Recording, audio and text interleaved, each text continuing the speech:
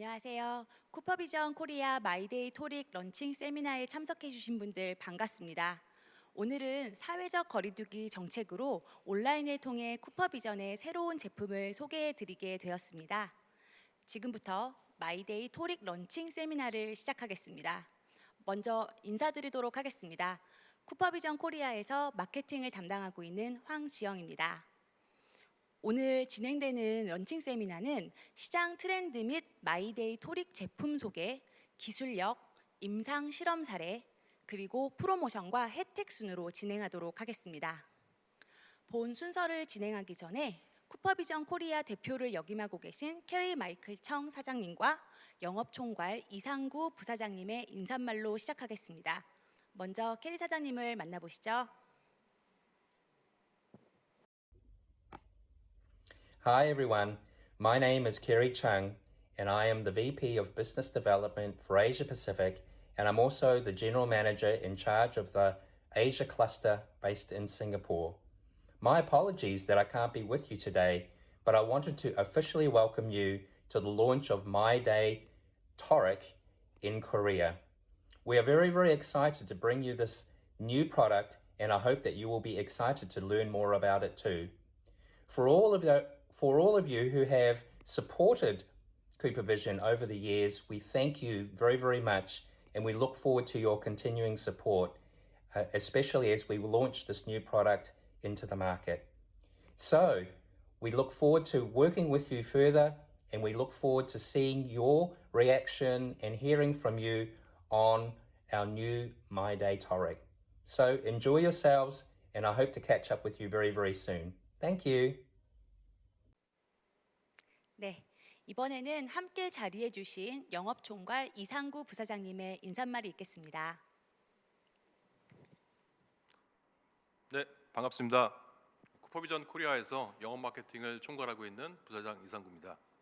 오늘 바쁘신 시간에도 불구하고 저희 마이데이 토릭 런칭 세미나에 참석해 주신 안경사 여러분들 그리고 원장님들께 감사의 말씀 드립니다. 얼굴을 뵙고 같이 좀 이렇게 얘기를 나누면서 세미나를 진행했으면 참 좋았을 텐데 이렇게 온라인으로 진행하게 돼서 굉장히 좀 아쉽습니다. 제가 오늘 말씀드리고 싶은 내용은 제품 소개에 앞서서 간단하게 한국의 코로나 상황에 대해서 좀 말씀을 드리려고 하는데요. 이미 한국의 상황에 대해서는 매일매일 매스컴을 통해서 이미 업데이트를 받고 계시기 때문에 간단하게 주변국에서 바라본 아시아의 일본, 호주, 중국을 포함한 14개 나라의 코로나 현황을 한번 짚어보고 여러분들하고 같이 한번 공유하는 시간을 가져보려고 합니다. 보시는 차트는 저희가 정기적으로 IMA라고 하는 아시아에 있는 컨설팅 회사에서 지금 공급받고 있는 자료인데요. 왼쪽에 보시는 자료는 각 14개 아시아 국가의 코로나 확진자 현황과 그 다음에 접종률을 표시하는 도표입니다. 빨갛게 한 중간 위쯤에 표시가 된 부분이 한국의 상황을 나타내고 있는데요. 저기서 나타나고 있는 내용은 확진자가 좀 상반기에 비해서는 좀 증가하고 있지만은 접종률 측면에서 본다 그러면은 아시아 14개 나라 중에서 가장 빠르게 2차 접종까지 완료를 하고 있고, 그리고 10월 말까지 약 한 80에서 85% 정도의 인구가 2차 접종을 마치는 것으로 그렇게 목표를 하고 있다고 그렇게 보여지고 있습니다. 요 내용은 아마 아시아에서 가장 빠른 진도로 한국이 진행이 되고 있다라고 말씀드릴 수 있을 것 같고요. 그리고 아울러서 여러분들 잘 알고 계시는 구글 코리아에서 국민들의 이동량을 측정을 해봤는데 코로나 놀라운 부분 중에 하나인 것 같은데 코로나 이전하고 비교해 봤을 때 약 한 8% 정도 국민들의 이동량이 증가한 추세라고 그렇게 보여지고 있습니다. 그리고 오른쪽에 보시는 내용은 한국의 경제 상황을 코로나 이전과 코로나 이후를 비교해서 보여준 차트인데요. 가운데 동그랗게 빨간색으로 표시된 부분이 여러 가지 경제 상황들을 고려해서 보여주는 그래프입니다.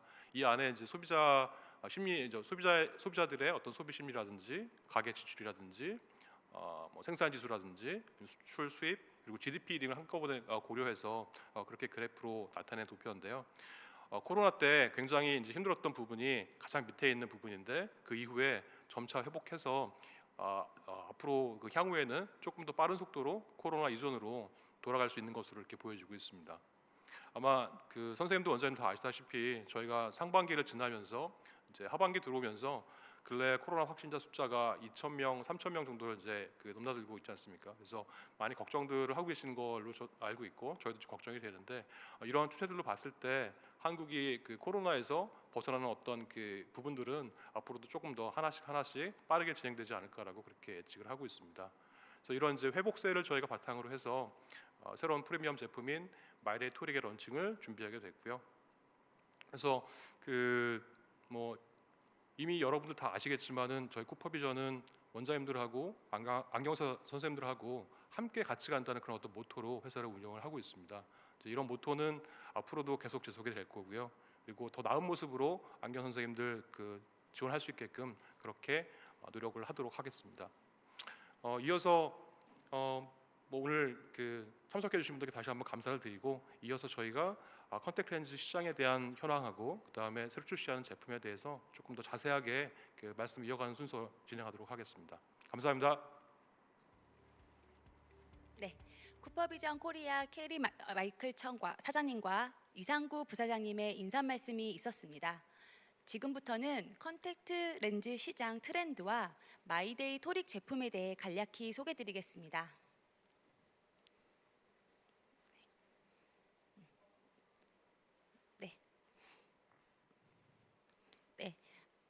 리테일 데이터 조사 기관인 GfK 리포트에 따르면 2019년까지 10%의 성장을 거듭해온 컨택트 렌즈 시장이 2020년 코로나 사태를 겪으며 급격하게 하락세를 겪게 되었습니다. 2021년 상반기에는 재작년 시장 성장의 절반 수준인 7.2%의 성장세를 기록했고 이는 전년 큰 하락에 대한 기저효과로 보여집니다.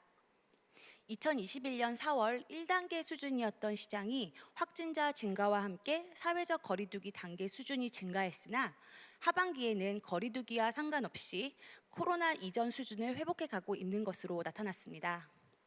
이후 2023년은 다시 상승세를 이어갈 것으로 시장은 예측되고 있습니다. 2021년 4월 MAT 기준 병렌즈를 제외한 팩렌즈 시장 규모는 5,025억 원이며 이 중 사이하이 제품의 비중은 52.7%로 하이드로겔 제품의 비중을 앞지르고 있으며 향후에도 상승세가 이어갈 것으로 예상되고 있습니다.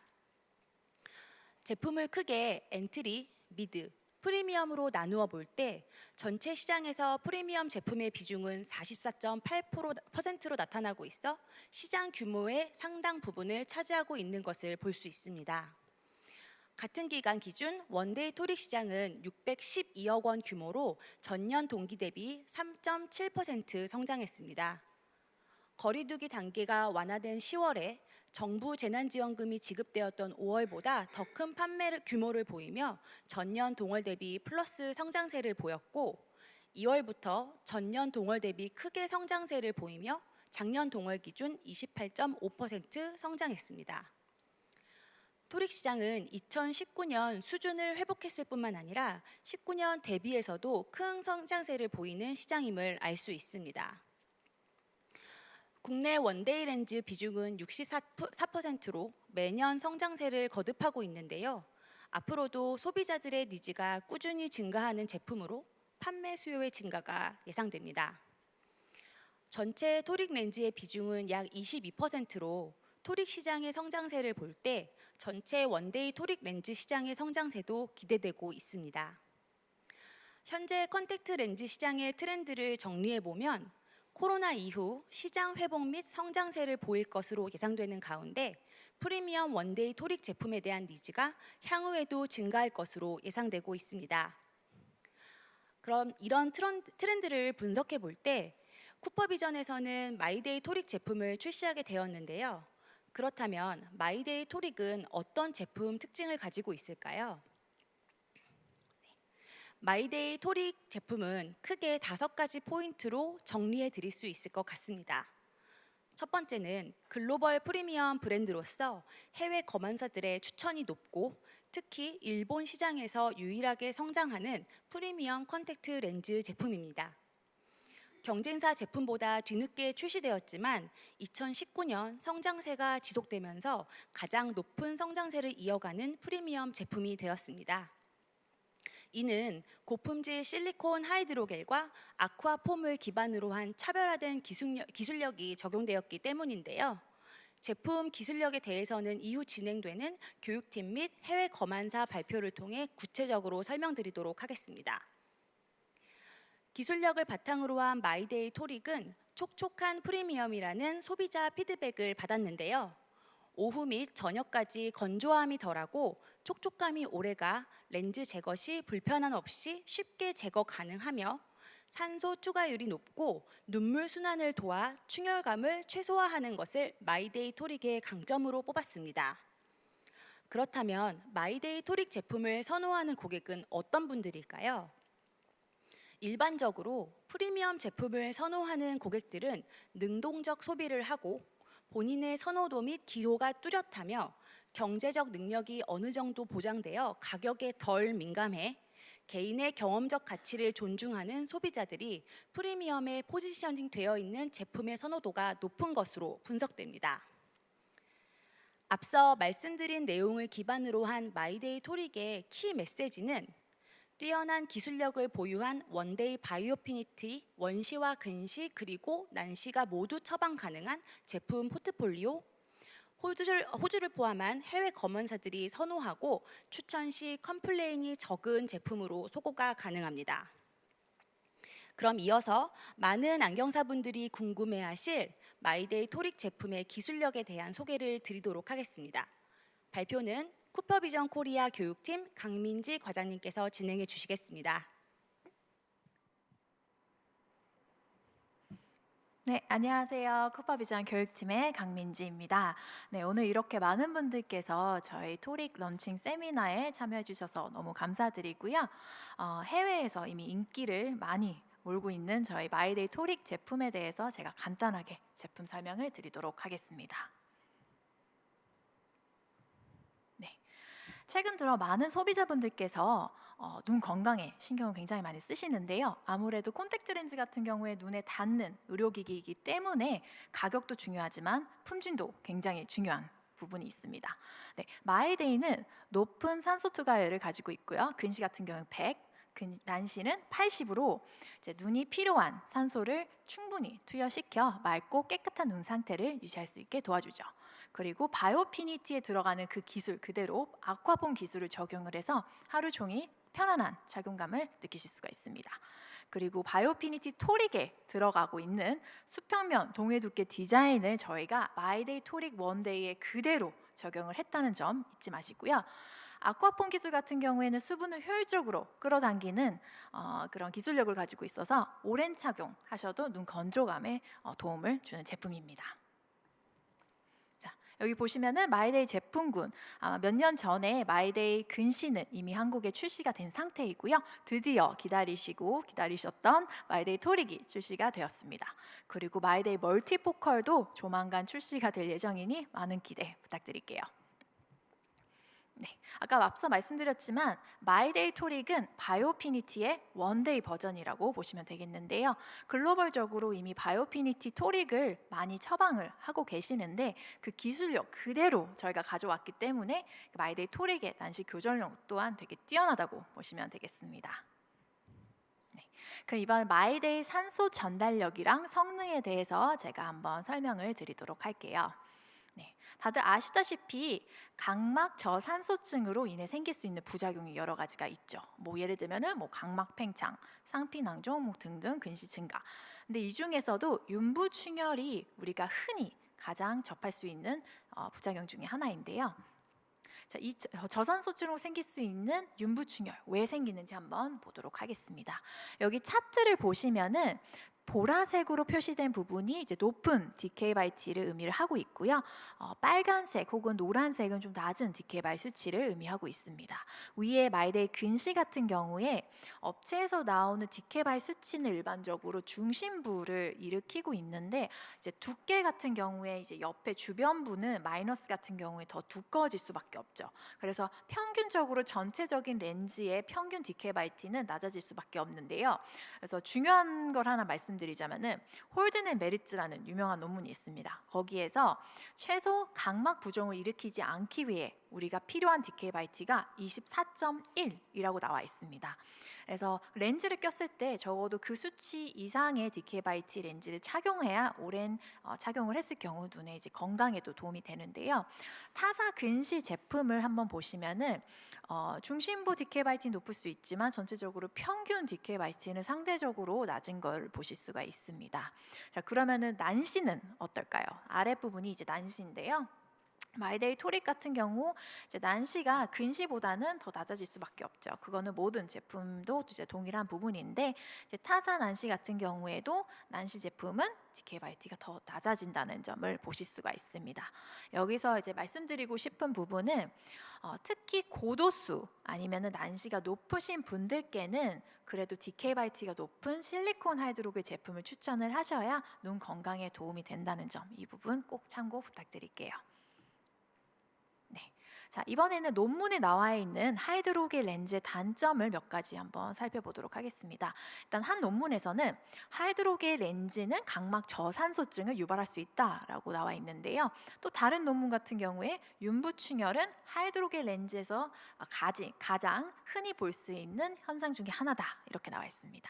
지금 많은 전문가들께서 월간용을 착용하시는 분들을 하이드로겔에서 실리콘으로 많이 전환을 하고 계시는데 이제 원데이 렌즈 착용하시는 분들에게도 실리콘을 처방을 해보시는 게 어떨까요? 네. 자, 이번에는 난시 고객분들의 니즈 한번 알아보도록 하겠습니다. 여기 글로벌 데이터를 제가 가져왔는데요. 2011년부터 2018년까지 실리콘 하이드로겔 원데이 렌즈 처방 비율을 나타내고 있습니다. 여기 보시면 점점 이렇게 해마다 증가하고 있는데 실리콘 렌즈를 이제 많이 처방을 하시면서 자연스럽게 난시용 실리콘 렌즈도 수요가 같이 함께 증가하고 있다는 걸 보실 수가 있죠. 그러면은 안경 착용하시는 분들 중 과연 난시 교정이 필요한 분들이 한 몇 프로 정도가 될까요? 여기 한 논문 제가 가져왔는데 보시면은 47%, 거의 절반의 안경 착용자분 중 두 눈 중 한 눈이 난시 교정이 필요하다고 나타나 있습니다. 그래서 생각보다 많은 분들이 난시 교정이 필요한 걸로 보이고 있죠. 제가 앞서 말씀드린 것처럼 바이오피니티 토릭에 들어간 그 수평면 동이 두께 디자인을 그대로 마이데이 토릭에 적용을 했는데요. 난시 교정에 적합한 이유를 한번 살펴보도록 할게요. 일단 넓은 광학부를 가지고 있습니다. 그리고 안정적인 축과 깨끗한 시야를 위해 두 가지의 요소가 있는데요. 첫 번째는 수평면 동이 두께 디자인과 두 번째는 매끈한 프리즘 밸러스트 디자인입니다. 이 두 가지 제가 조금 더 다시 설명드릴게요. 여기 수평면 동이 두께 디자인을 좀 설명드리자면은 다른 밸러스트 디자인의 렌즈와 달리 마이데이는 위에 상단에서 하단까지 중간 렌즈를 딱 잘랐을 때 수평면 그 동일한 두께를 찾아보실 수가 있어요. 그래서 타사 같은 경우에는 조금 두께가 울퉁불퉁 다를 수 있지만 마이데이랑 바이오피니티 같은 경우에는 수평면이 동일합니다. 이게 장점이 뭐가 있냐면요. 우리가 눈을 깜빡깜빡거릴 때 눈꺼풀이 두께가 동일하기 때문에 눈꺼풀 힘이 한쪽으로 치우치지 않다는 그런 단점을 가지고 있죠. 네, 그래서 마이데이 토릭은 놀라운 축 안정성을 제공해서 깨끗한 시력을 전달합니다. 그리고 또 장점 중에 하나가 수평면 동이 두께 디자인은 렌즈 표면이 굉장히 부드러워요. 그래서 우리가 깜빡깜빡거릴 때마다 렌즈와 눈꺼풀 마찰이 굉장히 줄어들어 오랜 시간 착용을 하셔도 착용감이 굉장히 뛰어난 제품입니다. 자, 그럼 이번에 고객분들과 전문가분들이 마이데이에 대해서 어떻게 생각하는지 한번 알아보도록 할게요. 자, 마이데이를 착용하신 분들, 자, 고객들 대상으로 저희가 설문을 진행을 했는데 100점 만점에 90점, 굉장히 높은 만족도를 주셨어요. 이제 전문가분들한테 저희가 물어봤을 때 일단은 축 안정성이 굉장히 뛰어납니다. 근데 또 중요한 부분은 축이 안정화가 굉장히 빠르다는 점이에요. 여기서 그 장점이 뭐냐면은 특히 호주, 뉴질랜드, 캐나다, 미국, 영국 같은 경우에는 컨설팅 시간이 이렇게 제한이 있어요. 그 시간 안에 얼마나 빨리 내가 검사를 해야 그 남은 시간으로 이제 좀 뭔가 고객분들과 소통과 이제 대화를 나누게 되죠. 그래서 빨리 렌즈가 안정화되면 될수록 되게 효율적이게 컨설팅을 진행을 할 수가 있다는 점이죠. 그리고 뛰어난 피팅 상태를 보여주고 있는데요. 여기서 피팅 상태라는 거는 내가 렌즈를 눈에 꼈을 때 얼마나 렌즈 중심화가 잘 되어 있는지, 아니면은 깜빡깜빡거렸을 때 렌즈 움직임이 얼마나 있는지, 이런 것들을 피팅 상태라고 보고 있습니다. 그래서 뛰어난 피팅 상태를 가졌기 때문에 전체적으로 만족도도 높아질 수밖에 없죠. 그리고 여기서 한마디 더 더해드리면은 그 축 안정성 관련해 갖고 쿠퍼비전의 축 마크는 6시 방향에 위치해 있습니다. 그래서 교육팀에서 아마 몇 년 전에 제작한 축마크 확대경을 통해서도 이거를 확인하실 수가 있는데요. 축마크 확대경 아직도 매장에 없으시다면은 영업 담당자를 통해서 받아보실 수가 있습니다. 네. 자, 이번에는 아쿠아폼 기술에 대한 그 기술력을 좀 제가 설명드릴게요. 아쿠아폼 기술을 좀 일러스트로 제가 가져왔는데요. 여기 보시면은 친수성 롱 실리콘 체인의 분자를 사용을 하죠. 그래서 그 중간중간 사이에 물이 굉장히 많이 가두어집니다. 전체적으로 렌즈가 촉촉해지고, 그래서 함수율도 높고, 그리고 착용감도 굉장히 만족도가 높죠. 네. 그리고 전체적으로 적은 실리콘을 사용하기 때문에 렌즈가 많이 흐물흐물거리고 이제 굉장히 부드럽고 유연하기 때문에 이제 렌즈를 끼자마자의 그 착용감 또한 굉장히 높다는 것을 느끼실 수가 있습니다. 네, 굉장히 중요한 부분, 이번에는 스펙에 대해서 좀 간단히 말씀을 드릴게요. 첫 번째, 모듈러스가 굉장히 낮은 제품입니다. 0.4로 쿠퍼비전 실리콘 하이드록의 제품 중에서 가장 낮은 모듈러스를 가지고 있고요. 두 번째는 높은 산소 투과율입니다. 근시 같은 경우엔 DK/T가 100이고요. 난시는 80으로 되게 건강한 눈 상태를 유지시켜주는 데 도움을 주죠. 세 번째는 높은 함수율 54%로 굉장히 높은 함수율을 자랑하고 있는데, 많은 분들께서 간혹 오해를 하실 때가 있어요. 함수율이 너무 높으면은 눈물을 빼와서 내 눈이 건조해지는 거 아니냐라는 이제 오해를 하시는데, 아쿠아폼 기술 자체가 탈수율이 굉장히 낮은 게 큰 장점입니다. 그래서 오랜 시간 뭐 한 8시간, 12시간 착용을 해도 전혀 문제가 없다는 점 다시 강조드리고요. 마지막으로는 자외선 차단이 가능한 기능이 더해졌다는 거 기억해 주세요. 네.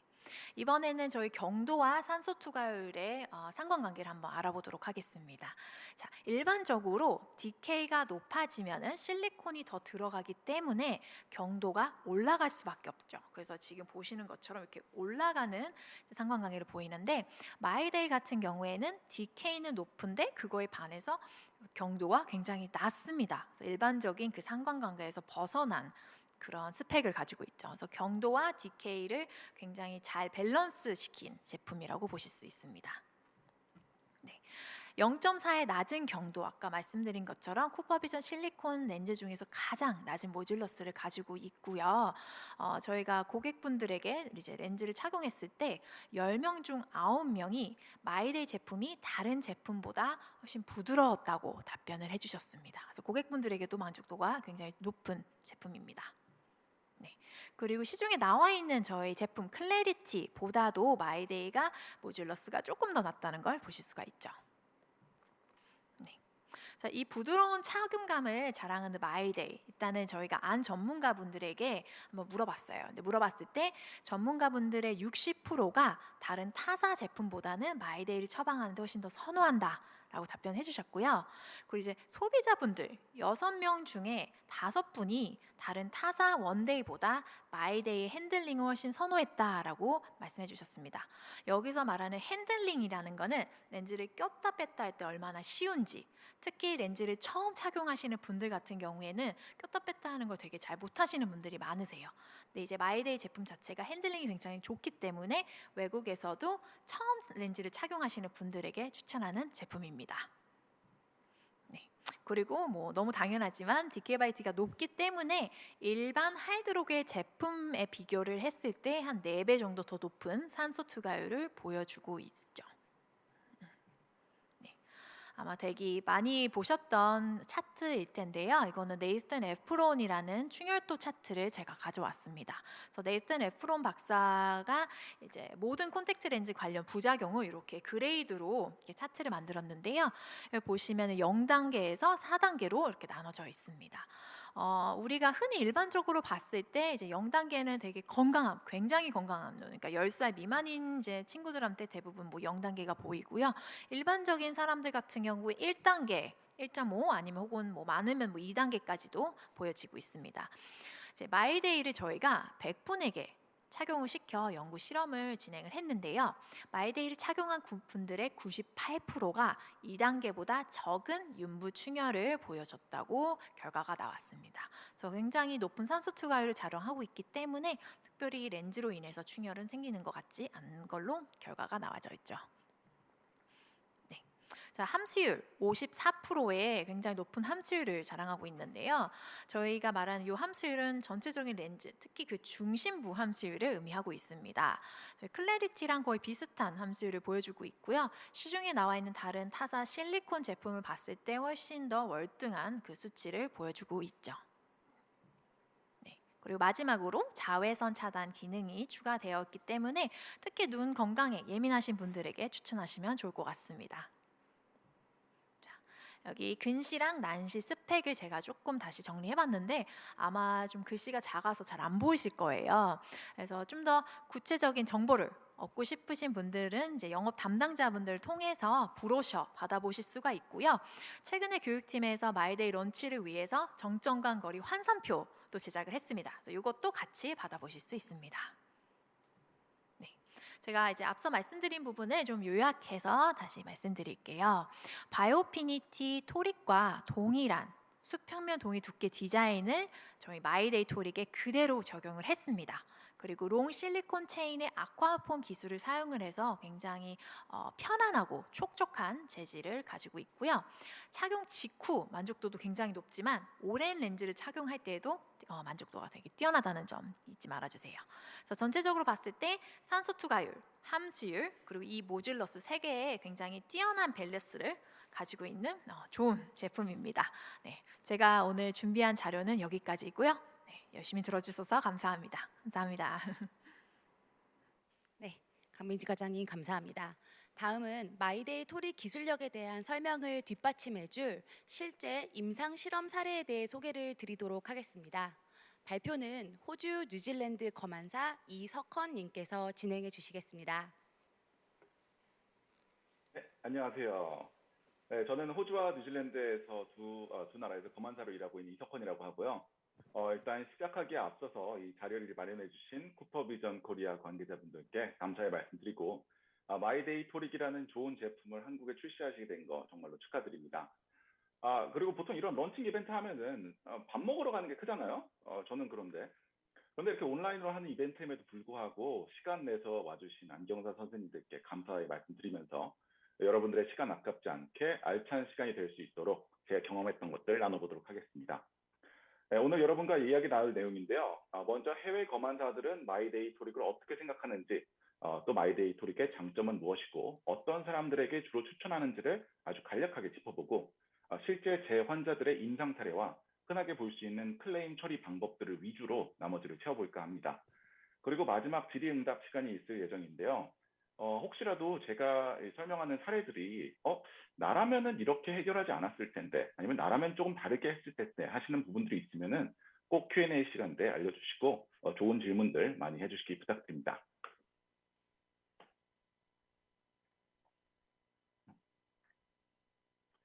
네, 호주와 뉴질랜드에서 마이데이 토릭이 출시한 지는 한 2, 3년 정도 되었는데요. 몇 년간 제품을 사용해온 다른 검안사분들과 얘기를 했을 때 가장 먼저 얘기하는 부분은 바로 편의성입니다. 앞서 강민지 과장님도 설명해 주셨지만 이 마이데이 토릭이 다른 렌즈들에 비해서 핸들링이 참 쉽게 되어 있어요. 그리고 이거는 사람들이 좀 쉽게 생각 못하는 부분인데 렌즈 박스 자체도 패키징 자체도 좀 뜯기가 쉽게 되어 있거든요. 이걸 렌즈 안 끼시는 분들은 이게 왜 중요한가 좀 모르실 수도 있는데 사실 아침에 출근해야 되는데 바빠 죽겠는데 렌즈가 안 뜯긴다든지 아니면은 급하게 뜯다가 렌즈가 전부 다 뜯긴다든지 하면 이게 상당히 스트레스거든요. 그래서 좀 편의성이 높은 제품이다라는 게 대체적인 인식이고요. 두 번째로는 접근성이 높은 프리미엄이라는 제품의 이미지를 가지고 있습니다.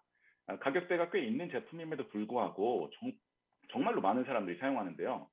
출시된 지 2, 3년밖에 안 됐음에도 불구하고 실제 제가 자주 보는 렌즈 한 세 손가락 안에 드는 것 같아요.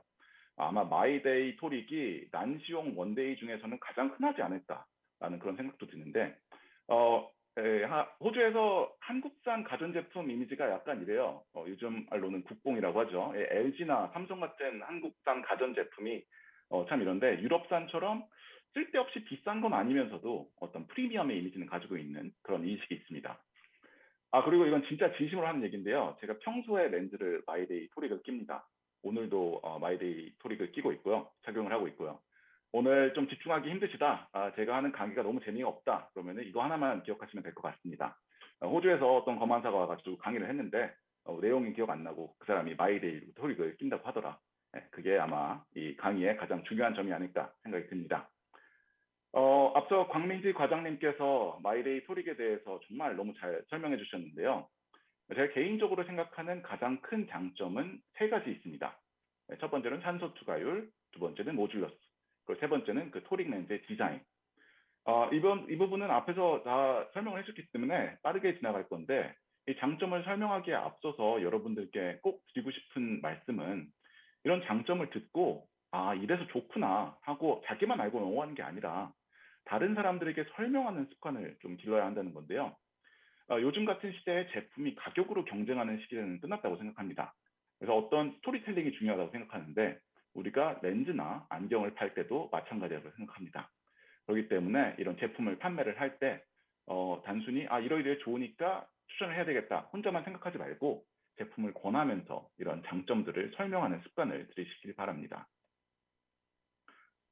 앞에서 자세히 설명해 주셨는데 산소 투과성이라는 것은 여러분도 다 아시겠지만 렌즈의 두께를 고려하지 않은 소재 자체의 특성을 말하는 것이고, 산소 투과율은 그 두께까지 고려한 것인데요. 보통 제조사에서 발표하는 산소 투과율은 마이너스 3디옵터 도수의 렌즈 중앙부를 기준으로 하죠. 토릭 렌즈는 그 특성상 주변부가 중앙부보다 두꺼워질 수밖에 없는데요. 오른쪽 그림이 잘 보이실지 모르겠는데 여러 가지 토릭 렌즈들의 산소 투과율을 다양한 색으로 보여드리고 있습니다. 따뜻한 색일수록 산소 투과율이 낮고, 차가운 색일수록 산소 투과율이 높고, 하루 착용하는데 최소한으로 필요한 24.1의 산소 투과율, 앞서 말씀드린 홀든 메르스 기준이죠. 이 24.1의 산소 투과율은 초록색으로 표시되고 있고요. 왼쪽 두 개의 렌즈, 타사의 하이드로겔 토릭 렌즈의 경우에는 렌즈 중심부는 충분한 산소 투과율을 가질지 몰라도 이 주변부는 보시면 빨간색과 주황색, 이 산소 투과율이 매우 낮다는 걸 알 수가 있죠. 원데이 렌즈 같은 경우에는 재사용하는 렌즈에 비해서 건강하다는 이미지가 있는데, 과연 이렇게 산소 투과율이 낮은 렌즈들이 건강하다고 말할 수 있을지는 잘 모르겠습니다. 잠깐 헬스장 가서 1시간, 2시간 끼는 사람이야 큰 문제는 없겠지만, 대부분 사람들이 렌즈 착용을 할 때 하루에 8시간 이상씩도 착용하고 계시는데, 이렇게 산소 공급이 낮은 경우에는 말씀드린 것처럼 눈이 빨개진다든지 아니면 각막 부종이 생긴다든지 그런 부작용이 있을 수가 있습니다. 반면에 가장 오른쪽 마이데이 토릭 렌즈를 보시면 산소 투과율이 중앙뿐만이 아니라 주변부까지 다 높다는 걸 볼 수가 있는데요. 한 연구에 따르면 콘택트 렌즈 착용자의 90%가량이 렌즈를 끼고 잠에 든다든지 정해진 시간 이상으로 착용한다든지 하루에 18시간씩 착용한다든지 그렇다고 하는데요. 이런 걸 감안할 때 산소 투과율 상당히 중요하다고 말할 수 있겠습니다. 그리고 다음으로는 제가 마이데이 토릭 렌즈를 권하는 가장 큰 이유 중에 하나인데요. 그건 바로 모듈러스와 핸들링입니다. 일반적인 하이드로겔 원데이 렌즈의 경우에는 모듈러스가 너무 낮고 그 형태를 잘 유지하지 못하기 때문에 특히 초보자들이 다루기 힘들어합니다. 그런데 마이데이 토릭은 적당한 탄성을 유지하기 때문에 렌즈를 처음 접한 사람들도 눈에 넣고 빼기가 참 쉽고요. 이게 특히 근시 환자들한테 더 심해요. 특히 또 좀 낮은 근시를 가진 사람들, 한 마이너스 1에서 마이너스 3 정도. 또 모듈러스가 다른 실리콘 하이드로겔 렌즈보다 낮기 때문에 어느 정도 탄성은 유지하면서도 눈의 이물감은 상당히 낮습니다. 이것이 가능한 이유는 아쿠아폼 기술, 바이오피니티와 같은 아쿠아폼 기술을 적용했기 때문이죠. 한국 분들은 잘 모르겠는데 서양인들 같은 경우에는 정말로 손이 크고 손이 두꺼운 사람들이 진짜 많거든요. 특히 남자들. 이런 분들이 콘택트 렌즈를 되게 힘들어 하시는데 마이데이 토릭을 권했을 때 만족도가 상당히 높았습니다. 또 이 마지막으로 제가 개인적으로 마이데이 토릭을 사용하는 이유인데요. 제가 한 난시가 마이너스 2.5 디옵터 정도 되거든요. 눈꺼풀도 되게 두꺼운 편이라서 대부분 다른 난시용 원데이 렌즈를 착용을 하면은 렌즈가 너무 많이 움직이기도 하고 이 시력이 잘 안 나와가지고 착용하다가 포기하곤 했었는데 마이데이 토릭은 정말 하루 종일 안정적인 시력이 유지되는 걸 느낄 수가 있습니다. 2014년도에 발표된 모메니 모가담의 연구에 따르면 같은 토릭 렌즈 디자인이 적용된 바이오피니티 토릭의 경우 시중에 있는 다른 토릭 렌즈들에 비해서 훨씬 더 안정적이고 축 회전도 적다고 하는데요. 또 객관적인 학술 자료는 없지만 제 경험상 저같이 이렇게 눈꺼풀이 두꺼운 아시아인들에게 특히 마이데이 토릭이 더 잘 피팅된다는 느낌을 받았습니다. 실제로 이런지는 잘 모르겠어요. 이 연구 결과를 찾아봤는데 없었는데 저는 그렇게 느끼고 있습니다. 그렇다면 이러한 장점을 가진 렌즈를 주로 누구에게 처방을 하느냐? 저는 처음 렌즈를 착용하는 사람들은 진짜 난시가 있으면 전부 다 마이데이 토릭을 권하는 편입니다. 이게 아무리 쿠퍼비전에서 진행하는 이벤트라고 해도 제가 전 세계 모든 사람들이 마이데이 토릭 렌즈만 껴야 된다고 생각하진 않거든요. 그런데 가장 첫 번째로 권하는 렌즈, 어떤 기준이 되는 렌즈가 뭐냐라고 묻는다면은 자신 있게 마이데이 시리즈를 추천합니다. 그 이유는 앞서 말씀드린 것처럼 초보자들도 다루기가 쉽고 제가 개인적으로 끼고 있으니까 이걸 권할 때 더 설득력이 있기도 하고요. 또 두 번째로는 기존 바이오피니티 토릭 착용자가 렌즈 착용 횟수를 줄일 때 마이데이 토릭을 추천을 하는데요. 요즘 사회적 거리두기 때문에 외출이 줄어들고 때문에 렌즈 사용 횟수를 줄이시는 분들이 많은데 앞서 말씀드린 것처럼 두 렌즈는 아쿠아폼 기술이나 토릭 렌즈 디자인이 같기 때문에 서로 변경할 때 용이합니다. 그래서 반대로 마이데이 토릭을 매일매일 사용하시다가 이 가격에 부담을 느끼시는 분들한테 저는 하이드로겔 렌즈, 다른 렌즈를 권하기보다 바이오피니티 토릭을 보통 권하는 편이기도 하고요. 또 이어서 난시가 있는데도 난시용 렌즈를 착용 안 하시는 분께 꼭 한 번씩 권해봅니다. 이게 칼라 렌즈를 착용 중이시던 아니면은 그냥 난시용 렌즈의 그 특이한 느낌이 싫어서 일반 렌즈를 끼시는 분들이 많이 있는데요. 난시용 렌즈의 선명한 시야를 한번 보여주고 왜 토릭 렌즈가 느낌이 다른지 그림과 함께 설명을 하면 대부분 이해를 하고 마이데이 토릭으로 선택을 하시더라고요. 이 교정되지 않은 난시로 인한 시력 저하가 업무 중에 집중력에 영향을 미치기도 하고 또 때로는 두통을 유발할 수도 있다는 점을 좀 자세히 설명을 하면은 외출할 때는 칼라 렌즈를 끼거나 아니면 운동을 할 때는 일반 구면 렌즈를 착용하더라도 공부하거나 일할 때 마이데이 토릭을 렌즈를 사용하도록 그렇게 유도하는 편입니다. 마지막으로는 앞서 산소 투과율을 설명할 때와 같이 고도 근시거나 고도 난시거나 아니면 타사의 하이드로겔 토릭 렌즈를 사용하는 사람들에게 이렇게 마이데이 토릭을 권하는 편인데요. 경험상 정말로 많은 분들이 현재 착용하는 렌즈가 불편함에도 그냥 굳이 바꾸지 않은 분들이 계세요. 그래서 다른 선택권이 있는 걸 모른다든지 아니면 그냥 익숙해서 계속 착용하던 렌즈를 착용하시는 분들이 있는데 제 기억나는 분은 어떤 한 분은 호주에서는 이미 단종된 한 20년 전에 판매하던 그런 제품인데 그냥 렌즈를 처음 낄 때부터 꼈기 때문에 그거를 해외에서 어렵게 구매해가지고 착용을 하시더라고요. 그래서 왜 그러냐 그랬더니 뭐 다른 렌즈가 더 좋은 게 있는지 몰랐다. 그래서 마이데이 토릭으로 렌즈를 변경해서 피팅을 해드렸는데 아주 만족스러워 하셨습니다. 네, 그래서 이렇게까지 제가 생각하는 마이데이 토릭의 고객 타겟이었는데요. 뭐 이런 분들 많고도 아마 더 많이 있을 거예요. 그런데 제가 생각하는 가장 많이 권하는 그렇게 5가지 그룹이었습니다. 그래서 이어서는 이러한 점들이 실제 사례에서 어떻게 적용되는지 한번 알아보도록 할게요. 네, 첫 번째 임상 사례입니다. 40대 중반의 여성분이셨고요. 대형 회계법인에서 회계사로 일하시는 분이셨습니다. 마스크 착용 시에 안경의 긴서림 때문에 콘택트 렌즈를 착용하고 싶어 하셨고요. 거기다가 최근에 직장 동료분이 다초점 콘택트 렌즈를 착용을 시작하셔서 그분이 되게 만족스러워 하시니까 궁금해 하셨나 봐요. 그래가지고 방문하셨었는데 안경 도수는 오른쪽에 보이시는 것과 같이 약간의 근시와 약간의 난시를 가지고 계셨습니다. 현재 안경은 누진 다초점 렌즈를 사용하고 계셨고요. 네, 자 여기까지가 제가 환자분과 대화를 시작하기 전에 저에게 딱 주어진 정보인데요. 만약 여러분이 이런 환자분이 방문하셨다면 어떻게 할 것 같으세요? 뭐 제가 어떻게 했을지는 사실 뻔하죠. 뭐 마이데이 토릭을 어떻게든 사용을 했겠죠. 그런데 이분이 실제로 내일 방문했다라고 하면 여러분은 어떻게 할까요? 정답은 10초 후에 공개하겠습니다. 뭐 정답은 아니죠. 사실 제 의견이 이렇다는 거지. 아무튼 저 같은 경우에는 질문을 더 많이 하는 편입니다.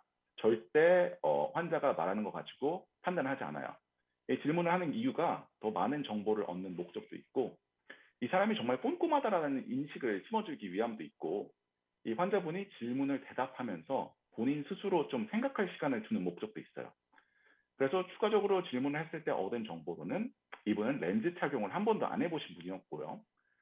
이제 아무래도 일할 때 불편함을 느끼셨기 때문에 렌즈를 착용한다면은 한 일주일에 5일 정도 착용을 할 것으로 예상하고 계시고 주로 일할 때 착용을 생각하고 계셨습니다. 이분 같은 경우에는 출퇴근은 보통 대중교통을 이용하셨고 업무상 미팅이 상당히 많다고 하세요. 근데 미팅하는 중에 마스크를 꼭 필수로 착용해야 된다고 하십니다. 취미로는 헬스랑 보통 스크린 골프를 많이 치시는데 코로나 이후에는 이 위생에 민감해서 좀 안 하시는 편이라고 하셨고 안구 건조증이나 다른 알레르기 같은 것은 없다고 하셨습니다. 그래서 이러한 정보들을 모두 취합했을 때 제 판단에서 나오는 가장 적합한 옵션은 원데이 렌즈를 사용한 모노비전이었는데요. 사실 멀티포컬 렌즈들이 워낙 잘 나오는 요즘에 모노비전을 렌즈를 사용하는 빈도는 많이 줄었습니다. 그리고 앞서 강민지 과장님께서 마이데이 멀티포컬도 곧 출시하실 거라고 하셨는데 진짜로 요즘에 좋은 멀티포컬 렌즈들이 워낙 많아가지고 모노비전의 사용은 좀 많이 줄고 있긴 한데 시력이 중요한 경우 특히 콘트라스트 센시티비티 즉 대비 민감도가 중요한 업무를 본다든지 아니면은 난시가 심하게 있다든지 하는 경우에는 아직도 난시용 렌즈를 사용한 모노비전을 사용하는 경우입니다. 사용하는 편입니다. 이번 사례의 경우에는 헷갈리기 쉬운 숫자들을 오랫동안 보는 회계사라는 직업 특성상 시력이 잘 나오지 않으면 업무상 피로도가 증가할 수밖에 없는데요. 또 이분 같은 경우에는 위생에 되게 민감하신 분이라는 걸 알 수가 있었기 때문에 아무 고민 없이 원데이 토릭 렌즈인 마이데이 토릭을 권해드렸습니다. 게다가 이분 같은 경우에는 또 미팅이 많다고 하셨잖아요. 그래서 가끔 장거리로 시력을 교정한 다음에 돋보기 안경을 권하기도 하는데 이런 경우에는 미팅에서 좀 많이 불편하실 것 같아서 모노비전을 권했습니다. 물론 모노비전에서는 또 특성상 단점들이 존재하죠. 입체 감각이 떨어진다든지 사물의 움직임을 인식하는데 좀 둔감해집니다. 때문에 좀 위험한 직업, 예를 들어서 뭐 오토바이 배달원이라든지 택시 운전사라든지 하는 경우에는 대체로 권하지 않는데요. 이분 같은 경우에는 뭐 운동하는 거 말고는 딱히 그런 게 없으셨고 다시 운동을 시작하신다든지 아니면 골프를 친다든지 할 때 모노비전이 아니라 한쪽 눈을 다시 장거리로 교정을 해서 좀 운동을 할 때 좀 편하게 하실 수도 있고요. 모노비전 컨택 렌즈 피팅을 할 때는 여러분도 다 아시겠지만 우위안 검사를 해서 우위안을 장거리를 보게 하고 그 반대편 눈을 근거리를 보게 하잖아요. 그래서 때문에 렌즈를 주문하기 전에 우위안 검사를 하는 게 되게 중요한데요. 저 같은 경우에는 좀 다양한 방법으로 검사를 해서 종합적으로 체크하는 편입니다.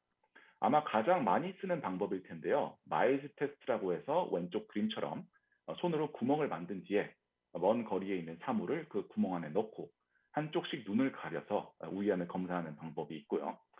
또 이게 실제로 되게 정확성이 높은지 모르겠는데 제가 개인적으로 사용하는 방법인데 상대방에게 윙크를 하라고 한 뒤에 윙크를 하기 더 편해하는 쪽이 우위안인 경우가 더 많더라고요.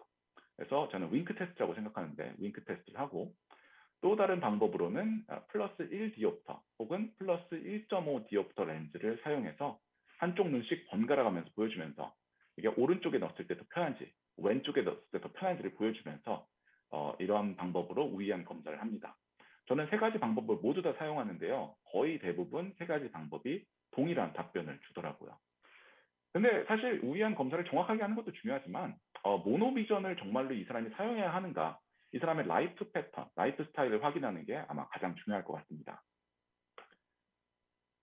그래서 이분 같은 경우에는 보시는 것과 같이 왼쪽 아래 마이데이 토릭 렌즈를 추천해 드렸고요. 이분은 오른쪽 눈이 우위안이었기에 오른쪽 눈을 장거리를 보는 데 교정을 하고 왼쪽 눈을 가까이 있는 걸 보는 걸 했습니다. 아무래도 이분이 렌즈를 처음 착용하시는 것이다 보니까 처음 있을 며칠간의 적응 기간 설명해 드렸고요. 뭐 눈의 이물감이라든지 달라진 거리 감각이라든지 또 왜 직장 동료분이 만족스러워한 멀티포컬 렌즈가 아닌 마이데이 토릭을 이용한 모노비전을 권했는지 제가 여러분들께 설명드린 거와 같이 똑같이 환자분에게도 설명을 해드렸고요. 또 나중에 골프나 운동을 할 때 아니면 운전을 할 때 왼쪽 눈의 콘택트 렌즈를 장거리로 교정하는 방법도 상담을 해드렸습니다. 렌즈를 주문하고 피팅을 확인했을 때는 양쪽 눈 다 피팅이 잘 된 것을 확인할 수 있었고요. 환자분 본인도 시력에 대해서 또 안구 건조증이 딱히 없으셨고 아주 만족스러워하셨습니다. 아무래도 인구 노령화로 인해서 노안 콘택트 렌즈의 수요가 증가하고 있잖아요. 그런데 많은 분들이 30대 후반, 40대 때 콘택트 렌즈 착용을 포기한다고 하십니다. 물론 그때 시작되는 안구 건조증도 큰 영향을 미치겠지만 노안을 위한 콘택트 렌즈 처방이 있다는 걸 모르시는 분들이 상당히 많아요. 때문에 이 환자 교육에 대한 중요성, 지금 당장 이 사람한테 판매를 하는 것뿐만이 아니라 노안이 무엇이고 어떻게 진행되는지 또 현실적인 기대치를 갖고 다양한 옵션을 설명하는 게 상당히 중요하다고 생각하고요. 모노비전의 경우 더 정확성을 높이기 위해서 우위한 검사를 하는 게 중요하다고 생각하고요. 또 여기서는 자세히 다루지 않았지만 안경 착용자가 콘택트 렌즈를 착용할 때 양안시에 변화가 있다는 점 잊으시면 안 됩니다. 근시의 경우에는 조절 요구가 증가를 하기 때문에 모노비전 렌즈를 사용할 때보다 안경의 애득값이 높아질 수가 있으니 콘택트 렌즈를 착용하고 이분이 어떤 활동을 하실지 꼭 확인하는 것이 중요합니다. 이 양안시 변화에 대해서는 뒤에 클레임 처리 방법에서 더 자세히 설명해 드리도록 할게요. 네, 다음 사례입니다. 30대 초반 남성분이셨고요. 마찬가지로 컴퓨터를 많이 사용하는 사무직 회사원이셨습니다. 방문하신 이유는 렌즈를 착용할 때 왼쪽 눈이 잘 안 보이기 때문이었고 또 렌즈 착용 시에 두통을 느낀다고 하셨는데요. 두통은 참 여러 가지 이유로 생길 수가 있죠. 고혈압이라든지 업무상 스트레스라든지 아니면 내가 응원하는 야구팀이 한화라든지 여러 가지 이유가 있는데 이분 같은 경우는 렌즈 착용 시에만 두통을 느낀다고 하니까 뭔가 렌즈와 연관이 있는 것 같죠. 그래서 앞서와 마찬가지로 추가적인 질문을 해보니까 이분은 기존 바이오피니티 토릭 사용자셨고요. 안경 착용 시에는 두통이 전혀 없다고 하셨습니다. 그리고 이렇게 솔직하게 말하는 분들 사실 많이 없는데 렌즈 세척을 꼼꼼히 하지 않는다고 하세요. 그리고 착용 횟수는 주 7회 매일매일 착용한다고 하시고 보통 한번 착용을 하실 때 9시간 이상 착용한다고 하셨습니다. 렌즈를 착용을 시작한 지는 약 5년 정도 되셨고요. 이 얘기만 듣고 처음에 드는 생각은 혹시 각막염은 아닐까 하는 생각입니다. 보통 각막에 손상이 가면은 분명 눈에도 통증이 있지만 두통도 함께 있거든요.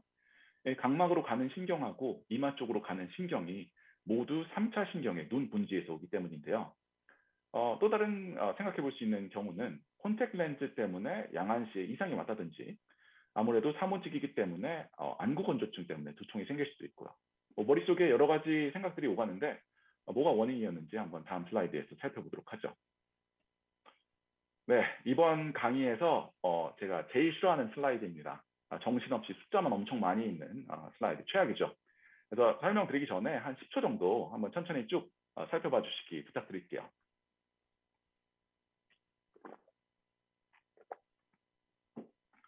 네, 일단 현재 착용하고 계신 콘택트 렌즈는 작년인 2020년에 처방되었고 당시에 맞춘 안경과 그렇게 크게 다르지 않았습니다. 굳이 따지자면은 왼쪽 눈의 도수가 약간 다르다는 정도. 그리고 방문하신 올해 시력을 다시 검사해 봤더니 안경 도수가 좀 바뀐 걸 알 수가 있습니다. 그러면 이제 드는 생각이 1년 사이에 시력이 바뀌어서 예전에 처방받은 콘택트 렌즈가 잘 안 보이는구나 라고 생각을 할 수가 있는데요. 자세히 보시면은 작년의 안경 도수하고 올해의 안경 도수를 비교했을 때 변한 것은 난시축이 양쪽 다 10도씩 바뀌었다는 겁니다. 오른쪽 눈은 180도에서 170도로, 왼쪽 눈은 5도에서 15도로 각각 10도씩 변했는데요. 그런데 똑같은 콘택트 렌즈를 착용하는데 왜 왼쪽 눈만 시력이 안 나올까요? 그 이유는 다음 슬라이드에서 한번 살펴보도록 하겠습니다. 그 이유는 난시축 회전에 있었는데요. 이번 사례의 환자의 경우에는 콘택트 렌즈를 착용했을 때 양쪽 눈 다 렌즈가 왼쪽으로 약간씩 회전한 상태였습니다. 왼쪽 눈과 오른쪽 눈 같은 방향으로 회전을 했는데 이 어떻게 운이 좋게 오른쪽 눈은 더 시력을 좋게 만드는 쪽으로 회전을 하고 왼쪽 눈은 시력을 더 나쁘게 만드는 쪽으로 회전을 했던 거죠. 때문에 양쪽 눈 다 1년 사이에 난시축이 똑같이 10도씩 바뀌었지만 같은 콘택트 렌즈를 사용했을 때는 오른쪽 눈은 시력이 좋고 왼쪽 눈만 시력이 나빠지게 된 것이죠.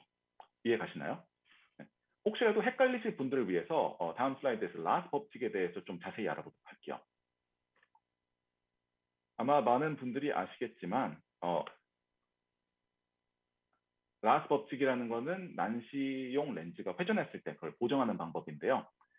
개인적으로 생각했을 때 컨택 렌즈 피팅을 하고 시력을 측정을 할 때 특히 소프트 컨택 렌즈에 있어서는 ARK의 정확성이 좀 떨어지는 편이라고 생각을 합니다. 그 이유로서는 안구 건조증이라든지 아니면 렌즈의 과도한 움직임 혹은 젊은 분들 같은 경우에는 이 과교정이라든지 프록시멀 어코모데이션이 있을 수가 있기 때문이라고 생각하는데요. 때문에 ARK에 너무 의존을 하는 것보다 콘택트 렌즈가 얼마나 회전하는지를 확인을 하고 피팅을 본 후에 그렇게 하는 것이 좋다고 생각합니다. 죄송합니다.